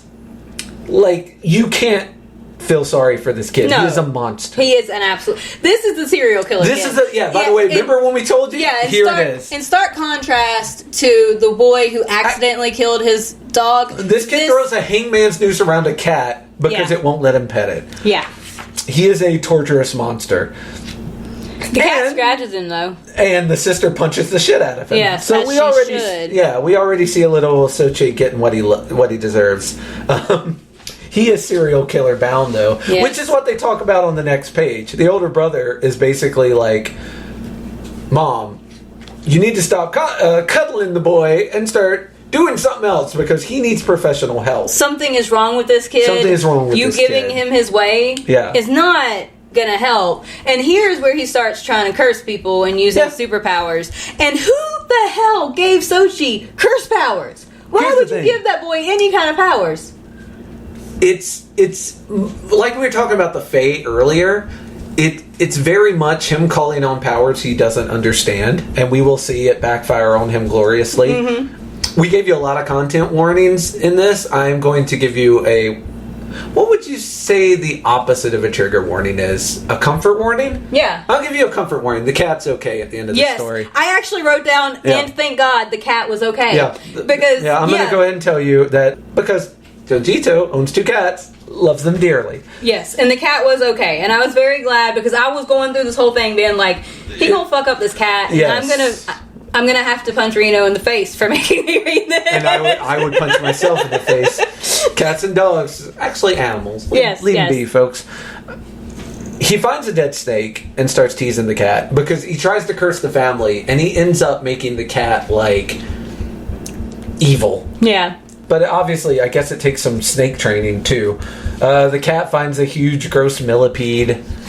And then it finds this fucking H.P. Lovecraft horror monster. Yeah. It starts scratching So many up eyeballs. the house. Like, it is... This is probably the scariest panel. Yeah. That cat looks demented. Top of page 254, if you're reading along, the cat is carrying a mini eyeballed, mini bug thinged monstrosity. Yeah. Which even Sochi's like, well, that's straight out of hell. But he's very happy. There's dander everywhere. The cat's fur is all over the place. The whole place is starting to stink. But they can't open windows because every time the cat gets out, it brings home something dead and consumes it in front of the family. Yeah, something dead and like menacingly evil looking. Like it's not just bringing home rats to feed the family. It's bringing home full on demon hell monsters. And Yes. I do think it's funny on page. So Sochi is serial killer level bullshit. Like he crazy. But on page 259, even this bitch knows how to wear a face mask. And I just feel like that should put it in context for some modern day conservatives. Yes, absolutely. And this is, by the way, only protecting himself from cat dander. Yeah. He's wearing a face mask because of cat hair. Not even something that could kill you. Just a random thing I'll bring out. Yeah. Just gonna point that out. Yes. So he's got this cat so like brainwashed and evil that the older sister who tries to pet it, it hisses at her. And the scene of it hissing, it just looks monstrous, like a monstro. And she's kind of crying, and she loved that cat. The older brother's like, you motherfucker, like, what did you do? You are such a piece of shit. And he tries to grab it too, and it gives off like when you touch something with static. Yeah. It gives off a little shock. But then it becomes a bigger shock, and a bigger shock, and a bigger shock. And fucking Sochi just chucks it. He's like, oh, God, you're hurting me. But the cat, because now it loves Sochi so much, runs and jumps back on his lap. And so the whole family is like, shit. Sochi did it to himself. Yes, everyone takes off. The cat is just fucking filling him with electricity. And you see, and it bites him, and you see this huge kaboom that fills up the whole city. And in the next scene, he's in the fucking hospital, bandaged from head to toe. They're all petting the cat. It's completely back to normal. Yeah. Adorables. Yeah. And they're petting the cat. And Sochi's like, Sochi. And his mom's like, Sochi, does it hurt? He's like, shut up. He's just whispering under his breath, curse. He's trying to curse again. He is trying to curse again, and he's still got a nail in his mouth. And you kind of get the idea that it's over. It's not going to work. The cat's not coming back. No, you fucking got what you deserve. Killed by lightning almost. The next one is in Mirror Valley. Yeah. We have more people going out into the woods. Doing shit where they shouldn't do shit. I love the visual, though. It is really pretty. Yes, it talks about this ancient Japanese village that's on two sides of a river. I'm sorry, it's two separate villages. That will matter. Otherwise, I wouldn't have fucking worried about the distinction. And at night, it twinkles. Like, it's in a dark valley, so there's not a lot of light there. But at night, when the moon and the stars are shining, the whole valley twinkles. But it's been abandoned for many, many years. So this dude named Okamuru and two other people who do not matter go to kind of like solve the mystery. They're what's in the village? Yeah, they're kind of like your typical ghost hunters. And if you've ever seen these ghost hunter things, you know bad shit's probably coming their way.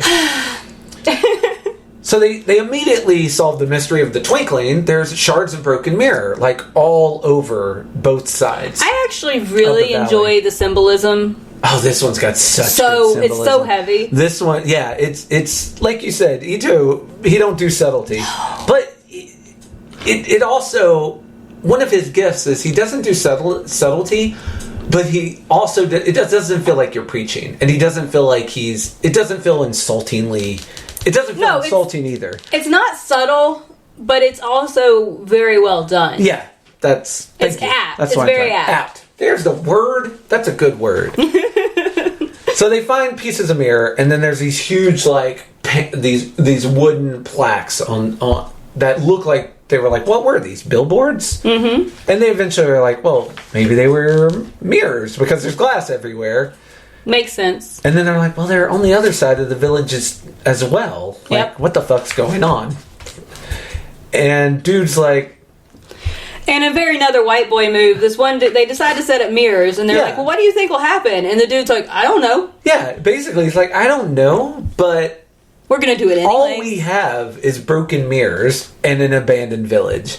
So what if we repair one of the mirrors? Or bring our own, which is what they did. They brought their own mirror, which I guess they sort of knew about some of this before they got here. Or they went and bought a mirror at the local conveni and brought it back. I'm not sure. They went to Family Mart, picked up a mirror. Picked up 2 giant mirrors. Yeah. Put one on each side of the river. And... They're using a telescope to look at the mirror across the way. And the guy who's looking through it, Okamaru, the one that matters, starts kind of getting the history through the mirror. Yeah, he's kind of like sucked into it almost. Yeah, he's starting to get these images. And basically you find out that these 2 villages were people that were kicked out of a polite Japanese society. They were exiled because they had the ability that when they disliked someone... and they looked on that person with hatred, that hatred actually could affect the person they were looking at. Could make them feel discomfort and pain. A superpower I now want. They were kind of, it was they had a stray mutant gene, to put it in X-Men terms, but they all had the same mutant ability. They all got kicked out together, so they found this valley. And they end up kind of warring with each other. Very Hatfield McCoy. Very. Or Romeo and Juliet. Since we're getting ready to get a love story out of it. Yeah, I wrote, scratch that. We're doing Romeo and Juliet instead. Yeah. Sorry. New idea. Romeo and Juliet. Also, the names of the town are Devil's Gate and Devil's Back Gate. I'm thinking the reason this fight started is because neither town wanted to be called Devil's Back Gate. I haven't seen that, like, I haven't heard that term since I was dating a Christian girl, and I won't go into details about why she called it that, but the Devil's Back Gate and the Devil's Gate are the name of these 2 villages. And for some reason, Devil's Back Gate allowed themselves to be called Devil's Back Gate. Or that's what the war's over. Not sure which.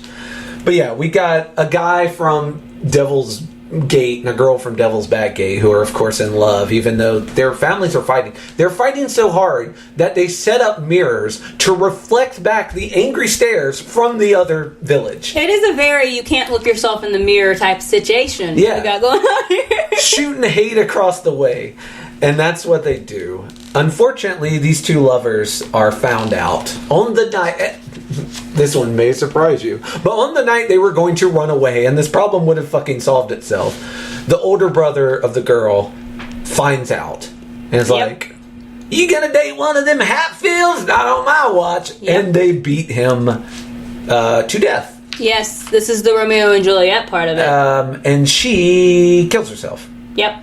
Because that's just how Romeo and Juliet shit works. It is how. And then... their bodies come floating down the river. Holding hands. Yeah, which is goddamn beautiful. And then we get a weird mirror porn.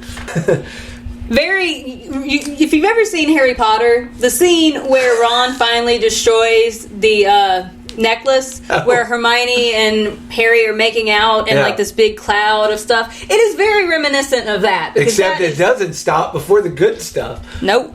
They are nude as the day is long. I was actually thought you were going to go, when Harry summoned his Patronus?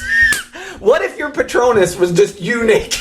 If you're the most narcissistic person in the world, and your Patronus... I think your Patronus has to be an animal.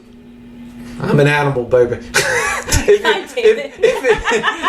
Your Patronus, if you're a complete narcissist, your Patronus is just you naked, like doing the American Psycho where you're posing in front of the mirror. Anyway, much like you can send hate across the airwaves, these 2 dead lovers, their spirits are portraying their love for each other. Yep. And both sides do not want to watch these 2 boning. I imagine the dude who's watching his sister make out with this guy is especially disturbed. I actually really enjoy the fact that they get their revenge. Yeah. Yeah. With love, nonetheless. With love, like nonetheless. they do it with They take all of the hate and all of the anger, and they... Is there anything worse than watching your sister porn? I don't think so. So, revenge. So sweet. So sweet. Love revenge. Yes. And they're getting more hate. Like, they're getting more They're angry riling and up the town, hate-filled. basically. Yes. Until they shatter. These two lovers basically shatter like glass. And shatter all the mirrors. And everyone is suddenly caught up in all the hate that they've been reflecting back and forth between each other, to the point that they're all just disappeared, Their hate vaporized, destroys them. trapped in the mirror realm. It's not super clear what happens, but they are... I honestly thought that they turned fucking into glass, ruined. and that all the shards of glass were also the people. Oh, that's very possible, because that is what happens to the three experimenters. Yep. They, unfortunately, because they put up a mirror, they can see the hate. And now, since there's only one mirror, it is the hate of both villages reflected out of one mirror, and the three characters immediately shatter. Yeah, I kind of assumed that all of the glass was what... I like that. assumed That's that a their very- hate literally destroyed them. Yeah. It's just, like I said, the symbolism is very heavy. Generational hatred, the shit you teach your kids. Yep. Like that little thing you guys talked about on the last It's episode. kind of weird, the connection, right? Yeah. Like, don't teach your kids hate, because you will turn into a mirror and break, and you'll deserve it. Yep. Next story is called I Don't Want to Be a Ghost. Actually, real quick, you know how they never fully explain what the hatred is rooted in Mirror Valley? Yeah. I kind of think that is on purpose. Yeah. Because at the point that they decide to destroy each other and themselves, it doesn't matter anymore. It's probably even been forgotten. Yeah. This might be the son of the sons of those people. Yep. Yeah, I think... Good catch, Cecilia. I agree completely. I do. I think it doesn't... Because you're right, it doesn't matter. It didn't matter if it was a fucking race things or associated... Like, or at if this someone point, put the tea on the wrong side of the table oh my when God, they were... someone fucked up a tea ceremony. Yeah. Like, It could literally be someone did not bow deep enough when they introduced themselves, and now we've destroyed everything. yes. And even these three guys who were just there to solve a little mystery. This is why you don't fuck with shit when you don't understand it. I don't know why this is so difficult a concept. Curiosity killed the cat, as well as the three ghost hunters. Next story is called I Don't Want to Be a Ghost. It's about Shigeru, who is a man driving home from work late one night. He's picking up a stranger covered in blood on the side of the road. What a gentleman. This is some white people shit. This is Misaki that he picks up. And he's worried. He's like, yeah, I used to hate driving these roads late at night because I was like, what if I come across a ghost? And then he literally comes across a girl who's covered in blood. And his thought is, She pretty. Might be a ghost, but maybe she isn't. So he takes her to the hospital, and he wrote, I got her in the car and headed for the hospital. Please don't vanish. Like, he didn't want to get embarrassed going to the hospital and then there being no one in the back seat. But it turns out this is a very real human. Yep, it's a girl. Hello, real. I am also human. Real human. Like you, real human. I feel like This is Misaki. this is still not a thing you... Like, this is not a person you keep in contact with afterwards. Like, this is... She was covered in blood on the side of the road. She was also hot. You forget that she was pretty. And let's just say it. Shigeru and Misaki end up hooking up. And when she asks why, he straight up says, "You're beautiful, who wouldn't?"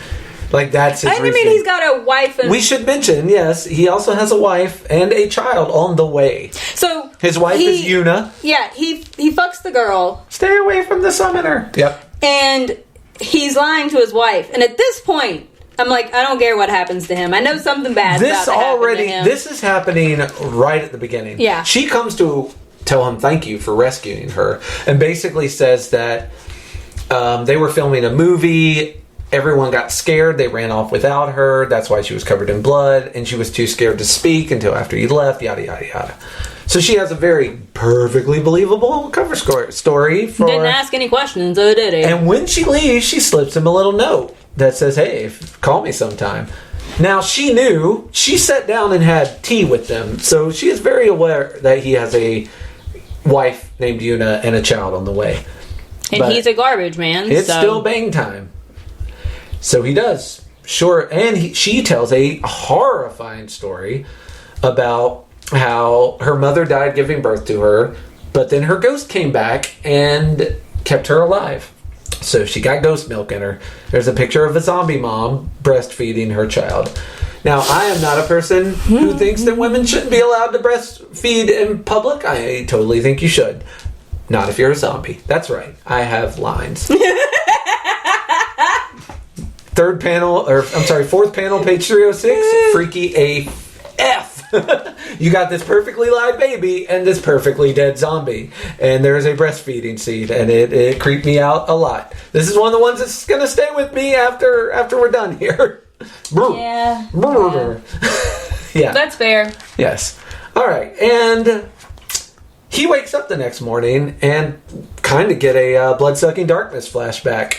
His girl is there, still asleep and covered in blood. Yep. Her face is yucky and bloody. And he's like, because he is a perfect gentleman, sneaks out while she's asleep. Doesn't even check to see what the fuck's wrong with her. I Doesn't hate this even call dude the so hospital. much. I actually hate him more than I hate Soichi. But I don't, reading things really skew the things I'm willing to accept, because, I can read about characters who murder people, and it's that sucks. Still kind of like you, though. Yeah. This dude ain't really, hurt anybody. He doesn't have any redeeming qualities. But though. he's trash, and I hate him. His only crime is extreme selfishness, and it is more than enough to make him a completely unlikable character. It's real. He's selfish because he doesn't give a shit about his wife or his kid, and he also doesn't give a shit about her. No. As soon as she starts bleeding out the mouth, he's fucking gone. Yeah, he's like, I don't know what happened here, but I'm not saying. When she calls him up, all of a sudden he's like, I don't think we should see each other. Not because he's like, I love my wife. He's just because you freaked me out with that blood lip thing. Yeah. And she's like, but I'm hot. And he's like, well, she is hot. And his wife knows at this point that he's cheating on her, and she confronts him about the affair. Why does his wife know? Because Shigeru straight up comes to the house and fucking tells... Because she wants him to herself. And unfortunately, Yuna, after this betrayal, kills herself and the unborn baby. Yep. And, Misaki is brokenhearted. But at her little shrine that he's built... Shigeru's there, and he's telling her to get the fuck out, leave, yada yada yada. Instead, she explains that he has a lot of guardian spirits looking out for him. So he was a dude who had more protection than he needed. And I wrote, guardian slackers is more like it. Where were you when this girl showed up to begin with? She was covered in... I feel like there were enough warning signs, man. Maybe they were just if you can't figure this out. What are we doing? We've been coddling you too much. I'm willing to let this weird girl eat us if it means you get a little bit of independence. And that is what she does. She eats guardian spirits. Yep. And he just happened to have a clump of them.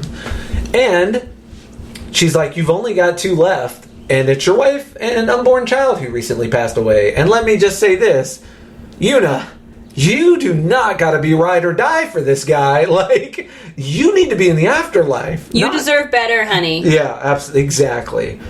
And she starts flying around the room, and he can't see what she's eating, but when she grabs something out of the air and bites it, and blood squirts out. And the truth of, why she keeps having blood all over her is revealed. You also see her in the grips of her addiction with those Junji Ito eyes, crazy as a fucking day is long, and he is, surprise, surprise, freaking the fuck out.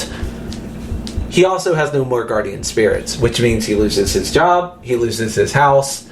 He deserves it. He ends up homeless on the street, he ends up getting sick, and he's in the hospital.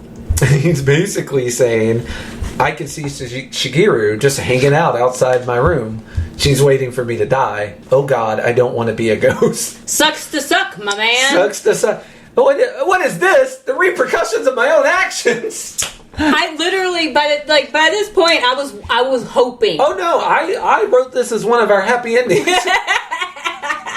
This one seems fine. I'm fine with this. Yeah. Yes. Yeah. Now this next one is the one that is in the Netflix special. Yep. Called Library Vision. I thought I recognized it when the story started. I'm like, this looks familiar. Yeah. Well, I'm glad I have two of these. The other one is called Beloved, and it's one long story with a couple of shorter stories at the end. Mm-hmm. And that one I really like as well. But I picked this one because it had the Netflix one on it, and I thought it'd be more fun to talk about a lot of one-shots than one longer tale, because we always talk about one longer tale.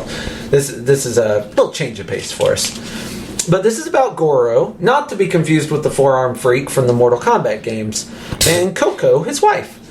Goro inherits his father's house after his parents have both passed away, and with it... No, his dad's not dead. His dad's in an asylum. Sorry, you're right. That's a knowledge drop from the very end, or maybe he mentions it earlier.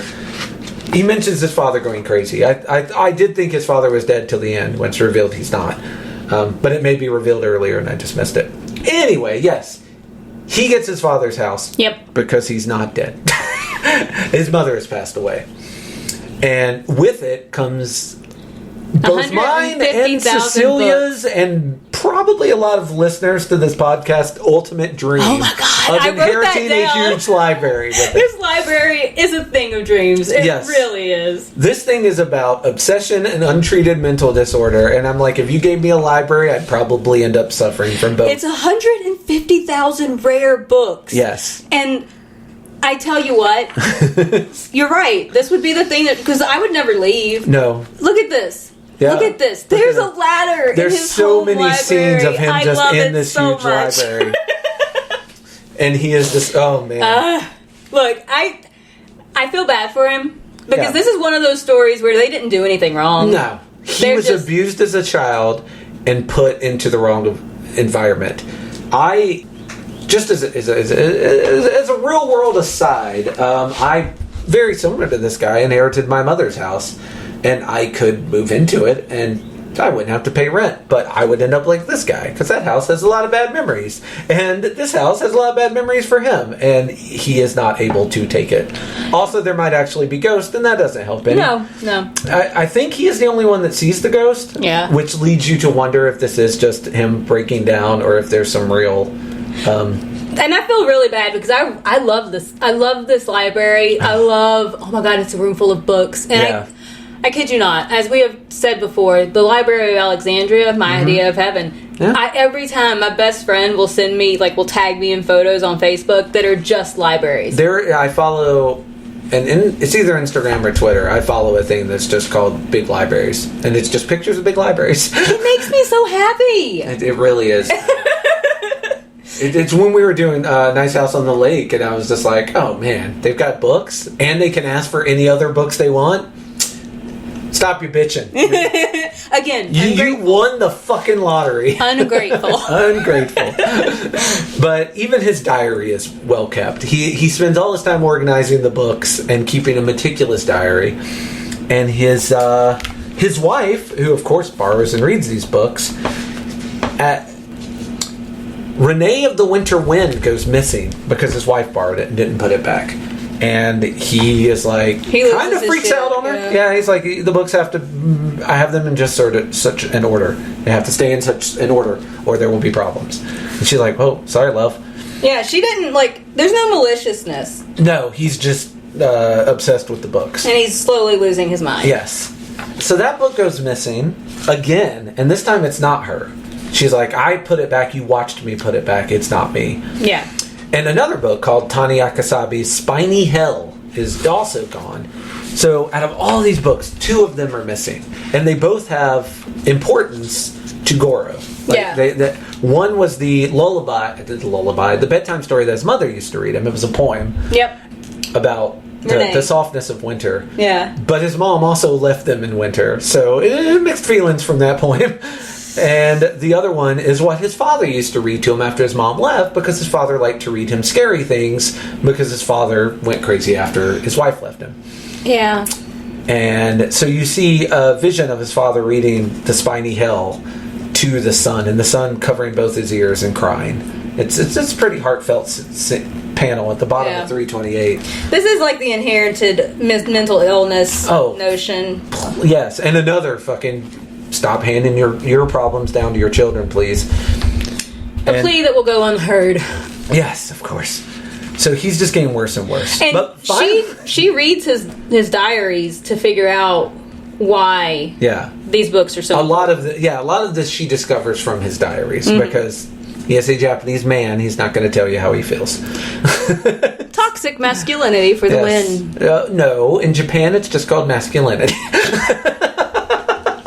I still or feel the like samurai code, maybe. I don't know. The samurai code involves a lot of gayness that they're not touching. Yeah, well, he's certainly not. Instead, he's seeing his mother. He's like, oh, the winter wind came back, but it was in the form of a spirit that looked like my mother, who recited the entire story to me. And so she's right over there. And the wife can't see it, but he gets it in his head that if he can remember all the stories, they can't hurt him anymore. Yeah. Again, it's kind of Fey logic. It's like, this is the rule. If I can memorize the story, I can stay safe. He's not worried about staying safe from the winter wind spirit. That's his mom. That one loves him. But unfortunately, the spiny hell has been showing up as well in the form of his father. And looking like something out of Courage the Cowardly Dog over here. It really is. And much like Courage, he's the only one that can see it. His wife's like, sorry about your damn luck, but I do not see this. But his father, with no eyes, like they're just black pits, come and is reciting it. And then he's reciting it to his wife. And now he's hurting himself, doing self-harm. Yep. He's trying to categorize the books. He's trying to memorize them. And unfortunately, what happened was, as his mother was saying the book to him, he memorized it. And once he memorized it, that was her reason for being, and so she's gone. And he decides he needs to memorize the whole library, just like his father. By the way, that's why his father got taken away, because he would not stop being obsessed with the library. So the organization, it's so sad to see, because he was so organized. Like, the library was meticulously organized, and now he's just taking books off, memorizing them, throwing them down, and they're just piled up everywhere. It looks like a hoarder. Yeah. Which, honestly, question: is the only difference between a hoarder and a not hoarder whether you have shelves or not? Because I think I might be a book hoarder who just hasn't run out of shelf space yet. It's keeping me up at night. Have you ever heard what's the difference between an archaeologist and a grave robber? No. Years? The amount of time that you... Yeah.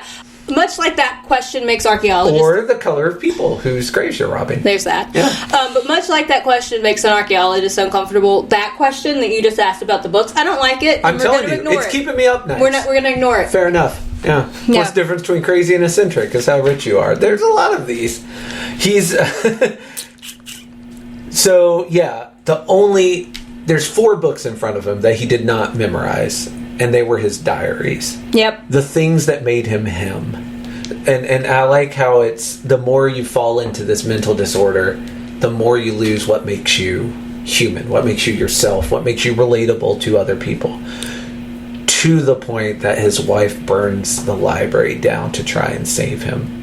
But he dies in the fire. She can't get him out because he won't leave his books. Yeah. And she actually, she finds the diaries, and it says, does this mean you might have maintained your sanity if you'd memorized the diaries instead? Yeah. And the things that reminded you of the good times. Because earlier she mentions how, despite his horrible upbringing, there's so many good memories in these diaries. Mm-hmm. That's why I think at the end she's like, if you spend as much time on these diaries as you did every other book in the library, and trying to exorcise your father's ghost. I think it's also about children trying to live up to their parents' expectations. Yeah. And failing. And sometimes the only thing you can do to break the cycle is destroy it. Yeah. Which is what the wife ends up doing. Yeah. Much like the Library of Alexandria. It's so sad! Yeah, she burns it all, and then you find out that the last scene is that the father is still alive, but he no longer remembers the books that he spent, like, his life's work was to memorize these books, and now he no longer remembers them, and he's just incoherently blah blah blah in his nut house room. Which, I mean, I guess maybe the wife saved her husband from that. Yeah, I think she did, and I also think this guy kind of deserved it because he was abusive to his son. Like, yeah. I'm glad you didn't get to achieve your dream. Your dream, yeah. So we move into Splendid Shadow Song, which is what happens when a song gets stuck in your head. We got Japanese Alanis Morissette at the start here. She wishes the best for you both. This is actually Yu Kanade. We'll call her Yui for short. And Tamayo is the girl who ends up hearing her song and becoming obsessed with it. Well, she's not the only one. She is the one that we center on for the story. You are correct. It starts with Tamayo just walking down the street and Yui playing her song. And Tamayo's just kind of like, that's kind of a weird song. Yeah. Thinks nothing more of it, but the song just sticks with her. She can't get rid of it. Yep. It's a very hateful song. And it's like, why do you make me suffer so? I hate you, I hate you, I hate you. Yeah. How long with me, whole, how far with me, no. Just a lot of lyrics about hate. Yeah. And being left alone. And hating people, etc., etc. And unfortunately, right when she's sort of about to get rid of it, it pops up on the radio. Because apparently some recording artist discovered her on the street. But at her very first concert, she ends up going crazy and just pounding her head on the stage. Yep. Until there is a bloody wound on it that will show up again later. And a bunch of news articles start coming out about how this song is getting in people's heads. And they really hate earworms here. Yeah. Well, God, ones like this. Tamayo at least is like, well, it's not just me. Everyone's suffering from this. And even her friends are like, yeah, I don't know how to get rid of this. And she's like, well, I put earphones in my head playing another song very, very loudly. It helps a bit. She's walking down the street and sees other people doing the same thing. She also finds out that Yu Kanade has disappeared. Yeah, she after vanished. Her failed concert. But people are still dealing with her fucking song. And one day she's walking and she sees this place called the Noise Clinic, I believe is the name of it. It's the Shaku Noise Laboratory. Thank you. The Shaku Noise Laboratory. And she meets Vincent Price, Dr. Strangeface, as I lovingly call him. Yeah. And he explains, basically confesses the whole thing. That, Dr. Shaku. Yeah, Yui was here trying to get rid of a song that her psychopathic ex-boyfriend wrote for her. Yeah, apparently he killed himself because he stalked her. She left him. Yeah. He tried to get her back through song and through stalking. Yeah. Weirdly, neither worked. No. And he did kill himself. But his feelings of betrayal at her not coming back to him were so strong that they carried into the afterlife, and now his song is stuck in her head. And she was trying to get help at this noise clinic. It wasn't working, so she left. She tried to exorcise the demon through singing the song to the world. That also didn't work. Yeah, I feel like the part of it is that Miss Dr. Shaku had started experimenting on her, trying to help her counteract the dead boyfriend song with her own song. Yes. And the notion that they could kind of cancel each other out. But she ran away before the experiment was finished. Correct. And then unleashed her horror upon the world. Thinking it would help her. Yeah. And she is back. That's where she's been since she went up missing. She came back here. And Tamayo is watching him try and fix her. This is the final experiment. They think they got it this time. So he has her hooked up to all these machines. Turns it on, and she's like, oh my God, you did it, Doc. Thank fucking goodness. But and then this is a Junji Ito horror story. Surprise, surprise. That does not work because it starts changing. it starts modifying, and he can't keep up with it. It's happening too fast. And that wound that she got in her head earlier opens up again, and you actually see like the spirit of this song leave her body, and her head's vibrating back and forth so fast, like I could think her neck breaks. And the song, you see the song come out of her head. The doctor's like, whoops. He handles this ridiculously well, because it ends up in Tamayo's head. And the last thing is a panel of his eyes, and he's like, the research continues. See, I had originally thought that the doctor doesn't seem like openly villainous. Like, seems like he was genuinely trying to help her. I think he was, but I also think he's not upset that it didn't work. Yeah, he's cool with creepy, unethical experimentation, too. I think he's trying to help her, but only because he enjoys the puzzle. Yeah. And the fact that the puzzle wasn't solved, he's like, that's good. I get to keep working on this. Yeah. Yeah, he doesn't seem like a kind man. No. But he also very much like only hope kind of situation. This is also true. Like, how many noise scientists are there out there? Probably not many. Probably. Yeah. Now we find our way to our last tale. And the title of the book. Smashed. Yes, the one our story's named after. Although our cover art is actually from Splendid Shadow Song. Yep. This is an interesting story about a magical nectar from a tree. And this dude tells the story of how he brought it back from his South African or South American. South American journey through the jungle. Yep. He got lost, and some people rescued him. And they were super friendly and kind to him. And they gave him like a jar of this nectar. Yep. And they warned him. They said, don't be observed eating it. And also be careful with it. It's very addictive. It's just good shit. We're giving you the good shit. Yeah. And a lot of times when you get knowledge like this without having earned it in any way, shape, or form, I feel like I'm fucking quoting Jeff Goldblum from Jurassic Park, but you get this knowledge without really having earned your place with it, it can end badly. And that seems to be what happens here. The man telling the story and the man listening to the story are having some delicious... They're sharing the nectar. They're sharing the nectar, which honestly is already pretty incredible. Like, I'm not sure I would share the nectar if I was liking it that much and I only had the one bottle. Yeah, that does seem like a little short-sighted. Yes. But his friend fucking spills the beans about it. Yeah. And also on P385 we get a Lawson shot. Lawson was my favorite convenience store when I lived in Japan. Much love, Lawson. Yeah. Cool. Not really, but I liked it. It made me happy. That's cool. That deserves a shout out. Yeah, shout out Lawson. So they go check on 5 Ogie. of his friends go to check on that nectar. That sweet, sweet nectar. Well, they also haven't heard from Ogie. They also have not heard from him for a So while. they go to check, and... He doesn't answer the door, so they crawl in the window.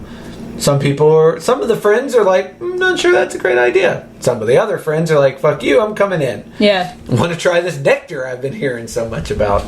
And sure enough, the 5 of them just go to town. Well, they also remark that it smells kind of funny. Mm-hmm. It's a little off-putting in there. Rank in there, yeah. And stuffy, because all the windows were closed. They had to open a window to get in. But they do try the nectar. And they like it. And the one girl goes to check on Ogie. Yeah, Yui goes to check on Ogie and finds this... Ogie rug. It's a gooey Ogie rug, like the whole wall. Yep. Like he's been smashed flat. It was a big splat. Yeah, it's a very big splat. And they can't really tell what it is at first till they notice it's got hair and clothes.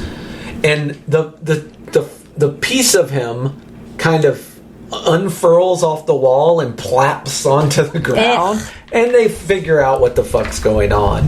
And they're like, what the fuck was this? Spontaneous combustion? They all get the hell out of there, but not... Without the nectar. They go with the nectar. Yes, and one of them, I forget which one name-wise, but takes the map. He finds the map in the corner, which is where this stuff was found, you would assume. No, they are pretty decent friends, because they actually separate the nectar into 4 different containers so they can all have some, which is actually kind of nice. They split that shit even Yep. Stevens, but you kind of wonder if that's because they also all have a murder they're hiding together. Well, they didn't murder him, though. Right, they just didn't inform the a secret, authorities. I guess I should say. A secret that they did nothing to him. Yes. Whoa. All right in the middle of enjoying some of this nectar, we get another whap.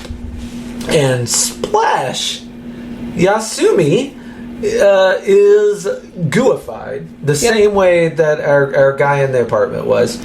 My favorite thing here is someone says, Yasumi, on page 393, Yasumi, hang in there. I think we are past that point, we my are man. past hanging in there, man.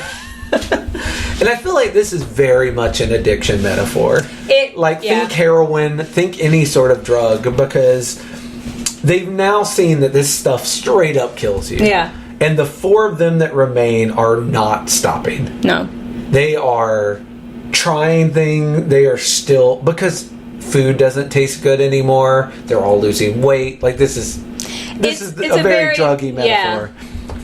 And they're all, like, they get the hookup from the friend who doesn't fully understand what he's doing, but does it anyway. You get kind of a only the first one's free thing. Only your little jug of nectar is free. After that, you got to pay somehow. Yeah. And once again, they watch another of their friends explode in front of them. And at this point, they're like, well, we just got to stop doing this. Yeah. And the 3 of them sort of go their separate ways. That after failing to solve the puzzle. Although I think... Yeah, this is also where one of them figures out...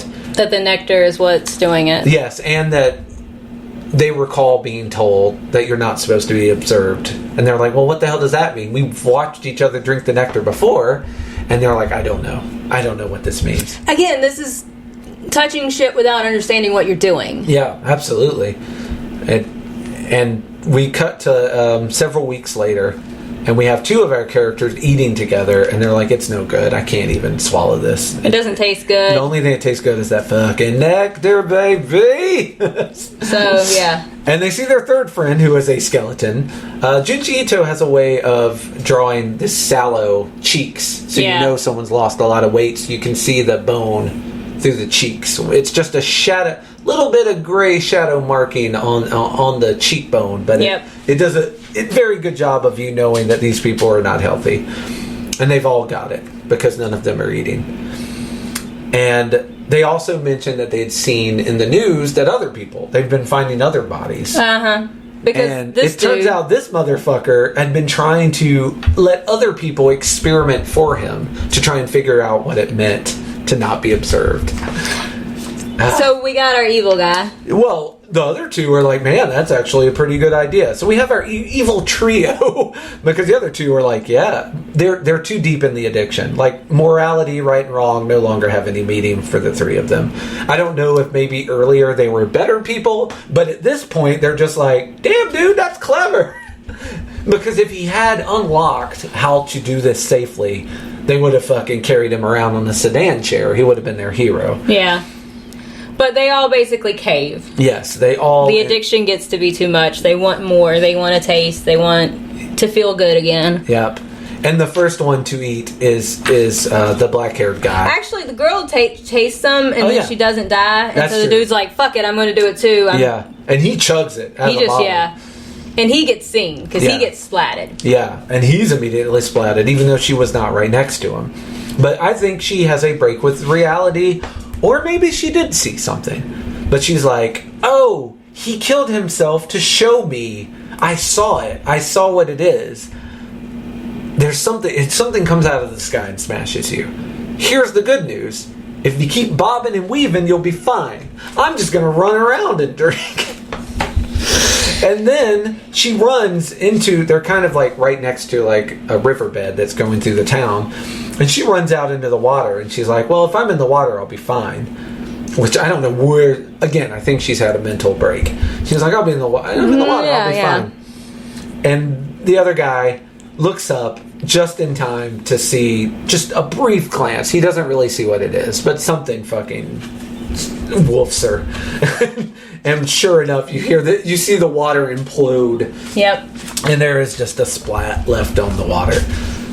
And he still is not fucking he's still not okay. Yeah. That was not enough. Watching all your friends die from this heroin addiction of nectar was not enough. He goes to South America. Left his wallet. So actually Soji pays for him to go to South America. Boy. Robs his dead friend for the money to fly to South America. And he does. And sure enough, he sees this tree. And this is some H.P. Lovecraft tree right here. Again, when Junji Ito says H.P. Lovecraft influenced him, he means literally. He sure does. This is a color out of space alien from beyond the outer realms of another universe. It is... I don't know how to describe it. It's a tree with squiggly limbs that have hands on the end of it. Yeah, but they're like big black starfish hands with like fuzzy... The hands are more tentacle, they got fur. There's also these, what I am thinking are probably red cancerous welts all over the trunk. I actually think these are people. Oh, Christ. That got splatted up against the... Oh, God. So they are weird, gross abscesses, but they might be gross abscesses that used to be... Well, because he gets splatted on the tree. Nectar abscess. Well, we assume. The last panel is of him drinking the nectar. He sticks his knife in the tree. He's drinking the nectar out of the tree, and you see one of the tree limbs, like, coming at him. And then it shows from the distance, whap. Yeah. So I'm assuming that they're all... The WAP is him. You know, you're probably right.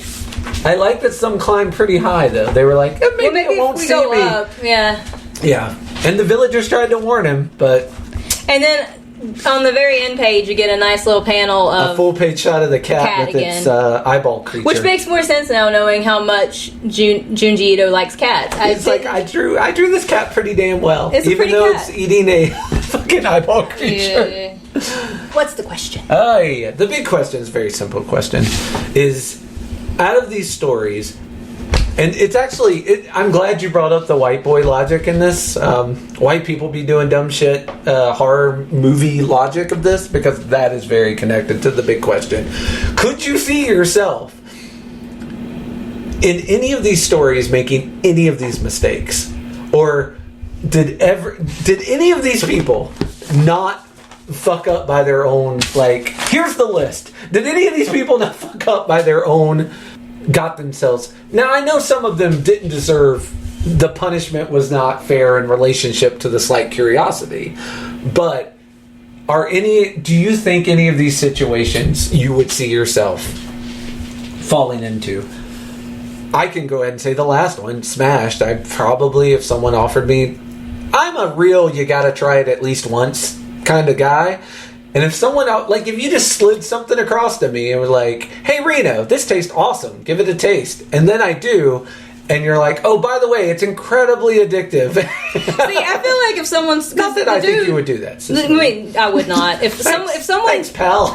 Look, here's the thing. For not hooking me on a drug. If an indigenous tribe handed me something and was like, look, it's real good, but also you gotta be real careful with it, because...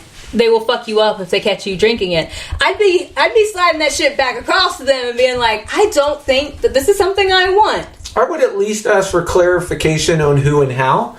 I feel like that's where he messed up. I don't feel like this is something I need. I feel like the villagers have found a way to do this safely. I mean, obviously the splats would indicate that they sort of understand learned the hard happening. way, but they did learn. Yes. So I feel like the main mistake of this guy is not asking any fucking follow-up questions. I mean, that's what fair. do you mean observed? Observed by who? How can I avoid this? Because being indoors would have been my guess, and that didn't work. So what else you got? Yeah. No, I do feel like out of all of them, the library vision one would be the one I could most see myself falling into. That's definitely on my list as well. At one, most of these no. Roar, I'm not going toward a loud noise out in the middle of fucking nowhere. What if you're lost, though? That could be civilization over there. The fuck it is. Also, it's the roaring of rushing water. It wasn't the roaring of a jungle cat. Still. Okay, fair enough. My phone ain't working. I'm trying to find a way back towards the place where I came from. I'm not going deeper into the woods. Okay. I'm not, but I'm also not a let's go outside and explore random places type of person. I'm much more of a... I have been known to do that. Indoor-y girl. I'm not proud of it. I mean, I was till I read this. Now I'm not proud of it. So no, the one I could see myself most falling into is definitely Library Vision. Because if someone gifted me a house with 150,000 books in it, I don't know that I'd be strong enough to turn it down. Oh, no, I wouldn't, yeah. I could see myself taking that. I don't think I would notice the addiction until I was too far in. That's true, too. Honestly, it'd be the same problem with the nectar. I feel like I would figure out that this has gone too far when it's gone too far. And by that point, it's gone too far. I can't get out. I also feel like the Library Vision is a very heavy-handed metaphor for inherited family disorders. And I do think... Family trauma. Straight from the family. Yeah. I do think... Hot, fresh piping right out of the family oven. As a person who has and continues every day to work really hard to break cycles of abuse that have been inherited, it is very easy to not. Oh, yeah. Those things... The way we are taught get... It's one thing to know you don't want to do something. It's another thing to know what you want to do instead. Yeah. And that what you want to do instead, if you don't have that, you don't really have a way of, doing better. Yeah. There's also a comfort in staying in those grooves. Every time you repeat the behavior, it's harder to stop repeating the behavior. Your body, your mind creates those inroads and creates those passageways and changing your thinking, especially like you say, if you don't have a way plotted out to change it to. What's my other option? I just inherited a library. I've got to document every book in here. I've got to make sure. I got to see what I got. Yeah, yeah. I would get lost just seeing what I got. Just fucking reading every title. Yeah. I'm not sure I'd get to read any books. I'd just be like, ooh, I got this one. Ooh, and I got this one. Ooh, I got this one. Yeah. The library one would probably be the only one. My saving grace would be if the library was in Japan, because then all the books would be written in kanji, and I'd be totally immune. Be like, whew, at least I can't read this shit. Yeah, no. I do think the library would be the one, because most of these I would not fall for. I'm not going into a fucking haunted house in the middle of the night by myself. I'm not telling someone where I am. Yeah. That seems stupid. I could... Well, there is also, and I will say this, there's also a big difference between a male and a female doing this shit. As a female, you have been taught at a very young age that it is a very bad idea for you to go off by yourself. Mostly because of males. You've got that healthy fear put in you from a young age. Whereas as a cis white male, what's been put in my brain since a really young age? I can do anything, yeah. And I can do anything. If I want to, I don't have to be a homemaker. I could be an astronaut or a fucking ninja cowboy. I've got options. Ninja cowboy. I could be a ninja cowboy when I grow up if I'm so inclined. The reality didn't seem to be that, but that's what I was told at a young age. The stories are definitely different. Yeah. And I think especially, as a brown woman in the South, I have a healthy fear. That adds another layer? Yes. Yeah, I have a healthy fear of a lot of things. Uh-huh. Yeah. Yeah. It makes a lot of sense when put through the right lens. I would not. Maybe a leftist lens of an intersectional variety. Yeah, it makes more sense that way. Go fig. Hey, we are topical. You know what would be neat right now is if I took out an envelope and handed it to you, and you opened it up, and it said the library on it, because I pretty much could have easily predicted that would have been your answer. Well, most of these things I'm not doing. Well, I know, but I'm still glad I asked you the question because, we had a good conversation out of it. Yeah. But yeah, the library, same. Yeah. That and the fucking nectar, because again, I would take the nectar. But for the record, I would at least get some goddamn rules. Well... When the old man takes the Mogwai out of the fucking shop at the beginning of Gremlins, he gets rules. And had he followed those rules, he would have been fine. I am going to get the nectar rules right at the beginning. Also, maybe don't tell a whole bunch of other people about it. I would tell no one, because I am also selfish. I would be safe. You would be the only person splatted. You wouldn't take out your entire community. The very least, when they found me in a gooey pile, which would be weeks because I live alone, but when they eventually found me, they'd be like, Don't know what happened here. And I will have finished my nectar first. I promise you that. I'd drink it all at once. That way. If I knew smashing was coming, I might as well get it all down in one gulp. I'm going to really enjoy it before I do. Nothing. Like Willy Wonka at the end of the movie. Like, you get nothing. You fail. I drink all the fizzy lifting drink. So, that was the big question. Tell me, dear Cecilia, in 2 weeks, what are we doing? So I have no idea. You did not. I keep changing my mind. Given me no hints. All right. So after this episode, we will be in November. At the time of release. Again, God willing. God willing, I can keep a schedule. Yes, we will be, hypothetically, we will be in November. My birthday is in November, so I've decided that being November, we are just going to be very indulgent on my whims for my choices. And the first thing we will be reading for my pick for November is Battle of the Band, which is the Spider-Man Spiderpunk variety. Because I watched into the Spider-Verse, and I have fallen down a Hobie Brown rabbit hole, and I am in love with Hobie Brown. He is my favorite Spider-Man. Oh, well. I will tell you this. He was my favorite costume in the first Spider-Man game. Yeah.